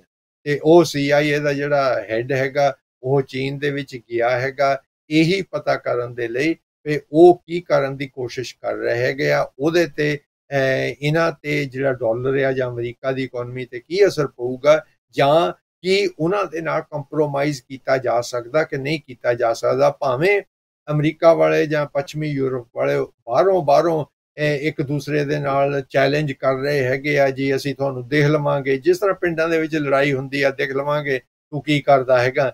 ਲੇਕਿਨ ਅੰਦਰੋਂ ਅੰਦਰੀ ਜਿਹੜੀਆਂ ਗੱਲਾਂ ਚੱਲ ਰਹੀਆਂ ਹੈਗੀਆਂ ਉਹ ਕੰਪਰੋਮਾਈਜ਼ ਦੀਆਂ ਚੱਲ ਰਹੀਆਂ ਹੈਗੀਆਂ ਕਿ ਬਈ ਜੇਕਰ ਨਵੀਂ ਡਿਵੈਲਪਮੈਂਟ ਹੁੰਦੀ ਆ ਤੇ ਉਹਦੇ ਵਿੱਚ ਉਹ ਕੀ ਰੋਲ ਅਦਾ ਕਰ ਸਕਦੇ ਆ, ਉਹ ਆਪਣੇ ਜਿਹੜੇ ਆ ਇੰਟਰਸਟ ਆ ਉਹਨਾਂ ਨੂੰ ਸੁਰੱਖਿਅਤ ਤੌਰ ਤੇ ਕਿਸ ਤਰ੍ਹਾਂ ਬਰਕਰਾਰ ਰੱਖ ਸਕਦੇ ਆ। ਤੇ ਇਹ ਕਈ ਚੀਜ਼ਾਂ ਬਾਹਰ ਆਉਂਦੀਆਂ ਵੀ ਹੈਗੀਆਂ, ਕਈ ਚੀਜ਼ਾਂ ਬਾਹਰ ਨਹੀਂ ਵੀ ਆਉਂਦੀਆਂ। ਤੇ ਇਸ ਚੀਫ ਦੀ CIA ਚੀਫ ਦੀ ਉਹਨਾਂ ਦੇ ਨਾਲ ਕੀ ਗੱਲਬਾਤ ਹੋਈ ਹੈਗੀ ਆ ਉਹ ਜਾਂ ਤਾਂ ਕੁਝ ਕੁ ਦਿਨਾਂ ਬਾਅਦ ਬਾਹਰ ਆਏਗੀ, ਬਟ ਮੋਸਟਲੀ ਇਦਾਂ ਦੀਆਂ ਗੱਲਾਂ ਜਿਹੜੀਆਂ ਤੁਹਾਨੂੰ ਪਤਾ ਚੰਦਰਪਾਲ ਜੀ ਬਾਹਰ ਨਹੀਂ ਆਉਂਦੀਆਂ ਹੈਗੀਆਂ ਕਿਉਂਕਿ ਦੋਨਾਂ ਮੁਲਕਾਂ ਦਾ ਇਹਦੇ ਵਿੱਚ ਇੰਟਰਸਟ ਹੁੰਦਾ ਕਿ ਉਹਨਾਂ ਨੂੰ ਪਬਲਿਕਲੀ ਨਾ ਦੱਸਿਆ ਜਾਵੇ। ਸ਼ਾਇਦ ਜਿਹੜੀ ਚੀਨ ਦੇ ਨਾਲ ਗੱਲਬਾਤ ਹੋਈ ਚੀਨ ਨੇ ਵੀ ਕਹਿਣ ਜੀ ਇਹਨਾਂ ਨੂੰ ਚਲੋ ਆਪਾਂ ਪਬਲਿਕਲੀ ਨਹੀਂ ਦੱਸਦੇ ਹੈਗੇ। ਸੋ ਦੇਖੋ ਕਿ ਫਿਕਰ ਤਾਂ ਉਹਨਾਂ ਨੂੰ ਪਿਆ ਹੈਗਾ ਕਿ ਡਾਲਰ ਦੀ ਸਥਿਤੀ ਕੀ ਹੋਏਗੀ ਕਿਉਂਕਿ ਭਾਰਤ ਨੇ ਵੀ ਉਹਨਾਂ ਦਾ ਸਮਰਥਨ ਦਿੱਤਾ ਹੈਗਾ, ਉਧਰ ਬ੍ਰਾਜ਼ੀਲ ਨੇ ਵੀ, ਉਧਰ ਸਾਊਥ ਅਫਰੀਕਾ ਨੇ ਵੀ ਸਮਰਥਨ ਦਿੱਤਾ। ਚਲੋ ਉਹ ਚੀਨ ਦੀ ਤਾਂ ਇਕੋਨਮੀ ਇੰਨੀ ਬਹੁਤ ਸਟਰੋਂਗ ਹੈਗੀ ਆ। ਸੋ ਦੇਖੋ ਕਿ ਇਹਦੇ ਨਤੀਜੇ ਜਿਹੜੇ ਆ ਉਹ ਕਿਸ ਤਰ੍ਹਾਂ ਨਿਕਲਦੇ ਆ, ਲੇਕਿਨ ਇਹਦੇ ਵਿੱਚ ਕੋਈ ਸ਼ੱਕ ਨਹੀਂ ਹੈਗੀ ਕਿ ਡਾਲਰ ਨੂੰ ਫਿਕਰ ਆ ਜਾਂ ਅਮਰੀਕਾ ਨੂੰ ਜਿਹੜੇ ਡਾਲਰ ਦੇ ਕਰਤਾ ਹੈਗੇ ਉਹਨਾਂ ਨੂੰ ਫਿਕਰ ਆ ਕਿ ਬਈ ਸਾਡੇ ਜਿਹੜੀ ਕਰੰਸੀ ਆ ਉਹਦੀ ਹਾਲਤ ਕੀ ਹੋਏਗੀ। ਹਾਂਜੀ ਠੀਕ ਹੈ ਜੀ, ਬਹੁਤ ਬਹੁਤ ਇਹਨਾਂ ਸ਼ਬਦਾਂ ਨਾਲ ਆਪ ਜੀ ਦਾ ਬਹੁਤ ਬਹੁਤ ਧੰਨਵਾਦ ਸਮਾਂ ਕੱਢਣ ਲਈ। ਆਪ ਜੀ ਤੋਂ ਆਗਿਆ ਲੈਂਦੇ ਹਾਂ, ਇੱਥੇ ਫਤਿਹ ਬੁਲਾਉਂਦੇ ਹਾਂ ਜੀ। ਵਾਹਿਗੁਰੂ ਜੀ ਕਾ ਖਾਲਸਾ, ਵਾਹਿਗੁਰੂ ਜੀ ਕੀ ਫਤਿਹ ਜੀ। ਇਹ ਸਨ ਡਾਕਟਰ ਬਲਦੇਵ ਸਿੰਘ ਜੀ ਕੰਦੋਲਾ। ਬਾਕੀ ਉਹਨਾਂ ਨੇ ਕਿਹਾ ਹੈ ਕਿ ਜਿਹੜੀ ਡਾਲਰ ਦੀ ਡੋਮੀਨੈਂਸ ਹੈਗੀ ਇਸ ਵੇਲੇ ਵਰਲਡ ਮਾਰਕੀਟ ਦੇ ਵਿੱਚ, ਦੁਨੀਆ ਦੀ ਮੰਡੀ ਦੇ ਵਿੱਚ, ਉਹਨੂੰ ਨੱਥ ਪਾਉਣ ਵਾਸਤੇ ਇਹ ਜਿਹੜੇ 5 ਮੁਲਕ ਨੇ ਇਕੱਠੇ ਹੋਏ ਨੇ, ਜਿਹਦੇ ਵਿੱਚ ਰੂਸ, ਚੀਨ ਅਤੇ ਜਿਹੜਾ ਭਾਰਤ ਹੈਗਾ, ਸਾਊਥ ਅਫਰੀਕਾ ਵੀ ਕਹਿ ਸਕਦੇ ਆ। ਚਲੋ ਬ੍ਰਾਜ਼ੀਲ ਦੀ ਜਿਹੜੀ ਇਕੋਨਮੀ ਉਹ ਇੰਨੀ ਸਟਰੋਂਗ ਤਾਂ ਨਹੀਂ ਹੈਗੀ, ਤਾਕਤਵਰ ਤਾਂ ਨਹੀਂ ਹੈਗੀ, ਪਰ ਇਹ ਜਿਹੜੇ ਵੱਡੇ ਮੁਲਕ ਨੇ ਇਹ ਵੀ ਡਾਲਰ ਨੂੰ ਟਾਕਰਾ ਦੇਣਾ ਚਾਹੁੰਦੇ ਆ। ਤੇ ਦੇਖਦੇ ਆ ਕਿ ਇਹ ਜਿਹੜੀ ਹਾਲਾਤ ਆ ਕਿਸ ਪਾਸੇ ਨੂੰ ਬਦਲਦੇ ਆ। ਤੇ ਹੁਣ ਕਿਉਂਕਿ ਸਮਾਂ ਬੜੀ ਤੇਜ਼ੀ ਨਾਲ ਬਦਲ ਰਿਹਾ ਹੈ, ਹਰੇਕ ਮੁਲਕ ਦੇ ਵਿੱਚ ਜਿਹੜੀ ਇੰਟੈਲੀਜੈਂਸੀ ਆ ਗਈ ਹੈ, ਹਰੇਕ ਮੁਲਕ ਦੇ ਵਿੱਚ ਜਿਹੜੀ ਵਿਗਿਆਨਕ ਸੂਝ ਆ ਗਈ ਹੈਗੀ ਆ, ਰੌਕਟ ਆ ਗਏ ਨੇ, ਉਹਨਾਂ ਦੇ ਆਪਣੇ ਹਥਿਆਰ ਬਣਾਉਂਦੇ ਨੇ ਉਹ। ਚੀਨ ਨੇ ਇੱਕ ਵੱਡਾ ਜਿਹਾ ਟਾਕਰਾ ਪੈਦਾ ਕੀਤਾ ਹੈ ਅਮਰੀਕਾ ਦੀ ਮੰਡੀ ਦੇ ਖਿਲਾਫ, ਉਹ ਵੀ ਇੱਕ ਜ਼ਿਕਰਯੋਗ ਚੀਜ਼ ਹੈਗੀ ਆ। ਤੇ ਦੂਜੇ ਪਾਸੇ ਦੇਖਦੇ ਆ ਕਿ ਭਾਰਤ ਨੇ ਵੀ ਚੀਨ ਦੇ ਬਰਾਬਰ ਹੀ ਆਜ਼ਾਦੀ ਪ੍ਰਾਪਤ ਕੀਤੀ ਸੀ, ਪਰ ਹਲੇ ਜਿਹੜੀ ਭਾਰਤ ਦੀ ਜਿਹੜੀ ਮਾਰਕੀਟ ਆ ਉਹ ਕਿੰਨੀ ਪਿੱਛੇ ਆ, ਉਹ ਕਿੱਥੇ ਖੜੀ ਆ, ਉਹ ਵੀ ਆਉਣ ਵਾਲੇ ਸਮੇਂ ਦੇਖਾਂਗੇ ਕਿ ਕਿਹੋ ਜਿਹੀਆਂ ਜਿਹੜੇ ਚੈਲੰਜ ਜਾਂ ਚੁਣੌਤੀਆਂ ਪੈਦਾ ਕਰਦੇ ਨੇ ਡਾਲਰ ਦੀ ਮਾਰਕੀਟ ਨੂੰ। ਇਹ ਆਉਣ ਵਾਲਾ ਸਮਾਂ ਦੱਸੇਗਾ। ਤੇ ਸਮਾਂ ਸਾਡੇ ਕੋਲ 4 ਮਿੰਟ ਬਾਕੀ ਨੇ, ਕੁਝ ਖਬਰਾਂ ਦਿਖਾਵਾਂਗੇ ਤੁਹਾਨੂੰ, ਨਾਲ ਦੀ ਨਾਲ ਤੁਹਾਨੂੰ ਅਖੀਰ ਦੇ ਵਿੱਚ ਤੁਹਾਨੂੰ ਅਸੀਂ ਆਪਣਾ ਇੱਕ ਨੰਬਰ ਵੀ ਦੇਵਾਂਗੇ, WhatsApp ਨੰਬਰ ਦੇਵਾਂਗੇ, ਜਿਹਦੇ ਵਿੱਚ ਤੁਸੀਂ ਸਾਨੂੰ ਆਪਣੇ ਵਿਚਾਰ, ਆਪਣੇ ਸੁਝਾਅ ਦੇ ਸਕਦੇ ਆ। ਇਹਨਾਂ ਅਸੀਂ ਪ੍ਰੋਗਰਾਮਾਂ ਨੂੰ ਹੋਰ ਕਿੱਦਾਂ ਸੁਧਾਰ ਸਕੀਏ ਜਾਂ ਕਿਹੜੇ ਵਿਸ਼ੇ ਇਹਨਾਂ ਪ੍ਰੋਗਰਾਮਾਂ ਦੇ ਵਿੱਚ ਸ਼ਾਮਲ ਕਰੀਏ। ਪਹਿਲੀ ਖਬਰ ਸਾਨੂੰ ਮਿਲੀ ਹੈ ਡੇਲੀ ਐਕਸਪ੍ਰੈਸ ਦੀ ਹੈ। ਤੁਹਾਨੂੰ ਪਤਾ ਹੈ ਕਿ ਬੈਂਕਾਂ ਨੇ ਹੁਣ ਬਹੁਤ ਵੱਡੇ ਪੱਧਰ ਦੇ ਉੱਤੇ ਜਿਹੜੇ ਵਿਆਜ ਦਰਾਂ ਨੇ ਉਹ ਵਧਾ ਦਿੱਤੀਆਂ ਨੇ, ਤੇ ਨਾਲ ਦੀ ਨਾਲ ਜਿਹੜੇ ਲੋਕਾਂ ਦੀਆਂ ਮੌਰਗੇਜਾਂ ਨੇ ਉਹ ਬਹੁਤ ਵੱਧ ਗਈਆਂ ਨੇ। ਪਰ ਨਾਲ ਦੀ ਨਾਲ ਹੁਣ ਦੂਜੇ ਪਾਸੇ ਬੈਂਕ ਜਿਹੜੇ ਨੇ ਉਹਨਾਂ ਨੂੰ ਵੀ ਜੇ ਕਹਿ ਦਈਏ ਕਿ ਇੱਕ ਥੜੇ ਤੇ ਲਿਆ ਕੇ ਖੜਾ ਕੀਤਾ ਹੈ ਇਸ ਸਿਚੁਏਸ਼ਨ, ਇਸ ਸਥਿਤੀ ਨੇ ਕਿ ਬੈਂਕਾਂ ਨੇ ਵੀ ਹੁਣ ਅਖੀਰ ਦੇ ਵਿੱਚ ਇਹ ਲੋਕਾਂ ਦੀ ਗੱਲ ਮੰਨ ਲੈਣੀ ਹੈ ਜਾਂ ਸੁਣੀ ਜਾਣੀ ਹੈ ਕਿ ਜਿਹੜੇ ਉਹਨਾਂ ਦੇ ਸੇਵਿੰਗ ਜਿਹੜੇ ਅਕਾਊਂਟ ਹਨ, ਜਿਹੜੇ ਕਿ ਲੋਕਾਂ ਨੇ ਆਪਣੀ ਬੱਚਤ ਕਰਕੇ ਜਮ੍ਹਾਂ ਕਰਕੇ ਪੈਸੇ ਰੱਖੇ ਹੋਏ ਆ, ਉਹਨਾਂ ਦੇ ਜਿਹੜੇ ਵਿਆਜ ਆ ਉਹ ਵੀ ਵਧਾਏ ਜਾਣੇ ਚਾਹੀਦੇ ਆ। ਇਹ ਵੀ ਹੁਣ ਇੱਕ ਉਹਨਾਂ ਵਾਸਤੇ ਜਿਹੜੇ ਬੱਚਤ ਕਰ ਸਕਦੇ ਆ ਜਾਂ ਪੈਸਾ ਜੋੜ ਸਕਦੇ ਆ, ਉਹਨਾਂ ਵਾਸਤੇ ਸ਼ਾਇਦ ਖੁਸ਼ੀ ਦੀ ਖਬਰ ਹੋਵੇਗੀ। ਤੇ ਅਗਲੀ ਖਬਰ ਵੀ ਡੇਲੀ ਮੇਲ ਦੀ ਹੈ, ਉਹਦੇ ਵਿੱਚ ਵੀ ਦੱਸਿਆ ਕਿ ਜਿਵੇਂ ਕਿ ਇਸ ਸਾਲ ਦੇਖਦੇ ਆ ਕਿ ਬਹੁਤ ਲੰਮਾ ਸਮਾਂ ਜਿਹੜੀਆਂ ਹੜਤਾਲਾਂ, ਸਟ੍ਰਾਈਕਾਂ, ਧਰਨੇ ਬਰਤਾਨੀਆ ਵਿੱਚ ਵੀ ਚੱਲ ਰਹੇ ਹੈ ਕਿ ਹਰ ਵਿਭਾਗ ਨੇ, ਹਰ ਡਿਪਾਰਟਮੈਂਟ ਨੇ, ਹਰ ਕੰਪਨੀ ਨੇ ਹੜਤਾਲ ਕਰਨ ਦਾ ਯਤਨ ਕੀਤਾ ਹੈ। ਤੇ ਹੁਣ ਜੇ ਅਸੀਂ ਰੇਲਾਂ ਦੀ ਗੱਲ ਕਰਦੇ ਹਾਂ, ਕਿਉਂਕਿ ਰੇਲਾਂ ਦੇ ਉੱਤੇ ਬਹੁਤ ਸਾਰਾ ਜਿਹੜਾ ਢੁਆਈ ਦਾ ਸਮਾਨ ਹੈ, ਬਹੁਤ ਸਾਰੇ ਜਿਹੜੇ ਮੁਸਾਫਰ ਨੇ ਉਹ ਰੇਲਾਂ ਉੱਤੇ ਜਾਂਦੇ ਨੇ, ਪਰ ਆਉਣ ਵਾਲੇ ਕਹਿੰਦੇ ਹਲੇ 1 ਸਾਲ ਤੱਕ ਇਹ ਜਿਹੜਾ ਰੇਲਾਂ ਦਾ ਜਿਹੜਾ ਹੜਤਾਲਾਂ ਦਾ ਸਿਸਟਮ ਆ ਉਹ ਖਤਮ ਨਹੀਂ ਹੋਵੇਗਾ, ਕਿਉਂਕਿ ਉਹਨਾਂ ਦੀ ਗੱਲਬਾਤ ਕੋਈ ਸਿਰੇ ਨਹੀਂ ਲੱਗ ਸਕੀ। ਇਸ ਕਰਕੇ ਹਲੇ ਲੋਕਾਂ ਨੂੰ ਹੋਰ ਇਹ ਜਿਹੜਾ ਸਿਤਮ ਹੈ ਜਾਂ ਮੁਸ਼ਕਲਾਂ ਦਾ ਸਾਹਮਣਾ ਕਰਨਾ ਪਵੇਗਾ। ਇਹ ਹੈ ਡੇਲੀ ਮੇਲ ਦੀ ਖਬਰ ਕਿ ਅਗਰ ਤੁਸੀਂ ਟ੍ਰੇਨ ਦੇ ਰਾਹੀਂ ਸਫ਼ਰ ਕਰਦੇ ਆ, ਰੇਲ ਗੱਡੀ ਦਾ ਸਫ਼ਰ ਕਰਦੇ ਆ, ਤੇ ਤੁਹਾਨੂੰ ਥੋੜਾ ਸਬਰ ਤੇ ਜਿਗਰਾ ਰੱਖ ਕੇ ਚੱਲਣਾ ਪਵੇਗਾ। ਤੇ ਅਗਲੀ ਜਿਹੜੀ ਖਬਰ ਸਾਨੂੰ ਮਿਲੀ ਹੈ ਉਹ ਹੈ ਟਾਈਮਸ ਤੋਂ। ਟਾਈਮਸ ਦੇ ਵਿੱਚ ਦੱਸਿਆ ਹੈ ਕਿ ਜਿਹੜੇ ਜੋ ਹਥਿਆਰਾਂ ਦਾ ਜੋ ਮਾਮਲਾ ਚੱਲ ਰਿਹਾ ਹੈ, ਤੁਹਾਨੂੰ ਪਤਾ ਹੈ ਕਿ ਬਹੁਤ ਜਿਹੜੇ ਵੱਡੀ ਪੱਧਰ ਦੇ ਉੱਤੇ ਜਿਹੜੇ ਹਥਿਆਰ ਨੇ ਨੈਟੋ ਵੱਲੋਂ ਜਾਂ ਨੈਟੋ ਦੇ ਮੈਂਬਰ ਮੁਲਕਾਂ ਦੇ ਵੱਲੋਂ ਉਹ ਯੂਕਰੇਨ ਨੂੰ ਸਪਲਾਈ ਕੀਤੇ ਜਾਂਦੇ ਨੇ।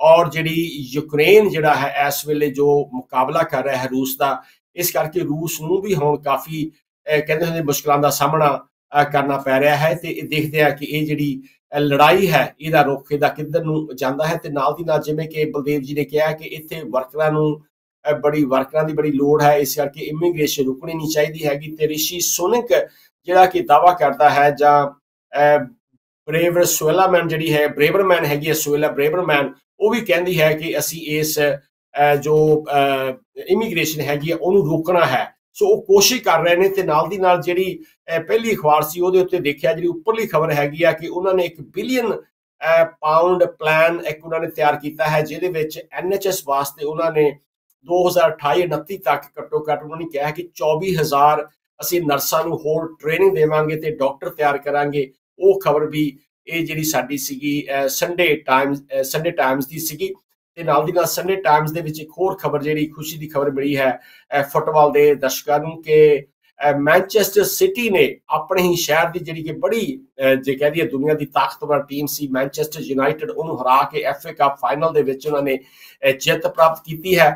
ਇਹ ਜੋ ਸੰਡੇ ਟਾਈਮਸ ਦੀ ਖਬਰ ਤੁਹਾਨੂੰ ਅਸੀਂ ਦਿਖਾਈ ਹੈ। ਤੇ ਹੁਣ ਜਿਹੜੀ ਤੁਹਾਨੂੰ ਖਬਰ ਪਹਿਲਾਂ ਵੀ ਦਿਖਾਈ ਹੈ ਕਿ ਰਿਸ਼ੀ ਸੁਨਕ ਨੇ ਕਿਹਾ ਹੈ ਕਿ ਜੋ ਵੀ ਹੋ ਜਾਵੇ, ਕੁਛ ਵੀ ਹੋ ਜਾਵੇ, ਜਿਹੜਾ ਵੋਟਾਂ ਦੇ ਰਾਹੀਂ ਜਿਹੜੇ ਲੋਕ ਆਉਂਦੇ ਨੇ, ਖਾਸ ਤੌਰ ਤੇ ਅਲਬੇਨੀਆ ਦੇ ਜਿਹੜੇ ਲੋਕ ਆ ਰਹੇ ਨੇ, ਉਹਨਾਂ ਨੂੰ ਉਹ ਰੋਕਣ ਦਾ ਪੂਰਾ ਯਤਨ ਕਰ ਰਹੇ ਆ। ਤੇ ਨਾਲ ਦੀ ਨਾਲ ਜਿਹੜੀ ਇਮੀਗ੍ਰੇਸ਼ਨ ਦੀ ਜਿਹੜੀ ਸਮੱਸਿਆ ਹੈ ਉਹ ਸ਼ਾਇਦ ਹਲੇ ਰੁਕਣ ਦਾ ਕੋਈ ਨਾਮ ਨਹੀਂ ਲੈ ਰਹੀ। ਤੇ ਦੂਜੇ ਪਾਸੇ ਇਸ ਤਸਵੀਰ ਦੇ ਵਿੱਚ ਐਲਟਨ ਜੌਨ ਜਿਹੜਾ ਹੈ ਉਹ ਮੈਨਚੈਸਟਰ ਸਿਟੀ ਦੇ ਇੱਕ ਫੈਨ ਦੇ ਨਾਲ ਆਪਣੀ ਸੈਲਫੀ ਲੈ ਰਿਹਾ ਹੈ। ਉਹ ਵੀ ਤੁਹਾਡੇ ਨਾਲ ਅਸੀਂ ਇਹ ਜਿਹੜੀ ਖਬਰ ਸਾਂਝੀ ਕਰ ਰਹੇ ਹਾਂ। ਤੇ ਅਖੀਰ ਦੇ ਉੱਤੇ ਜਿਵੇਂ ਕਿ ਅਸੀਂ ਗੱਲ ਕੀਤੀ ਆ ਕਿ ਇਹਨਾਂ ਦਿਨਾਂ ਦੇ ਵਿੱਚ ਜਾਂ ਪਿਛਲੇ ਕੁਝ ਹਫ਼ਤਿਆਂ ਤੋਂ ਜੋ ਵੀ ਇਨਫਲੇਸ਼ਨ ਦਾ ਰੇਟ ਜਿਹੜਾ ਬਹੁਤ ਵਧਿਆ ਹੈ, 10% ਤੋਂ ਵੀ ਉੱਪਰ ਚਲੇ ਗਈ ਸੀ ਇਨਫਲੇਸ਼ਨ, ਭਾਵ ਕਿ ਮਹਿੰਗਾਈ ਬਹੁਤ ਵੱਧ ਗਈ ਸੀ, ਜਿਹੜੀ ਕਿ ਘੱਟੋ ਘੱਟ 1.5-2% ਤੱਕ ਹੋਣੀ ਚਾਹੀਦੀ ਆ, ਉਹ 10 ਗੁਣਾ ਵੱਧ ਗਈ ਸੀਗੀ। ਤੇ ਹੁਣ ਦੇਖਦੇ ਹਾਂ ਕਿ ਇਸ ਦੇ ਦੌਰਾਨ ਬੈਂਕਾਂ ਨੇ ਇਨਫਲੇਸ਼ਨ ਨੂੰ ਠੱਲ ਪਾਉਣ ਵਾਸਤੇ ਜਾਂ ਰੋਕਣ ਵਾਸਤੇ ਜਾਂ ਨੱਥ ਪਾਉਣ ਵਾਸਤੇ ਉਹਨਾਂ ਨੇ ਜਿਹੜੇ ਵਿਆਜ ਦਰਾਂ ਵਧਾ ਦਿੱਤੀਆਂ ਨੇ। ਤੇ ਬਹੁਤ ਸਾਰੇ ਲੋਕਾਂ ਨੇ ਜਿਹੜੀਆਂ ਮੌਰਗੇਜਾਂ ਨੇ ਉਹਨਾਂ ਦੇ ਵਿੱਚ ਵੀ ਬੜੀ ਭਾਰੀ ਵਾਧਾ ਹੋਇਆ ਤੇ ਲੋਕਾਂ ਦੇ ਜਿਹੜੇ ਖਰਚੇ ਆ ਉਹ ਤਾਂ ਮਹਿੰਗਾਈ ਦੇ ਨਾਲ ਹੀ ਬਹੁਤ ਵੱਧ ਰਹੇ ਹੈਗੇ ਆ।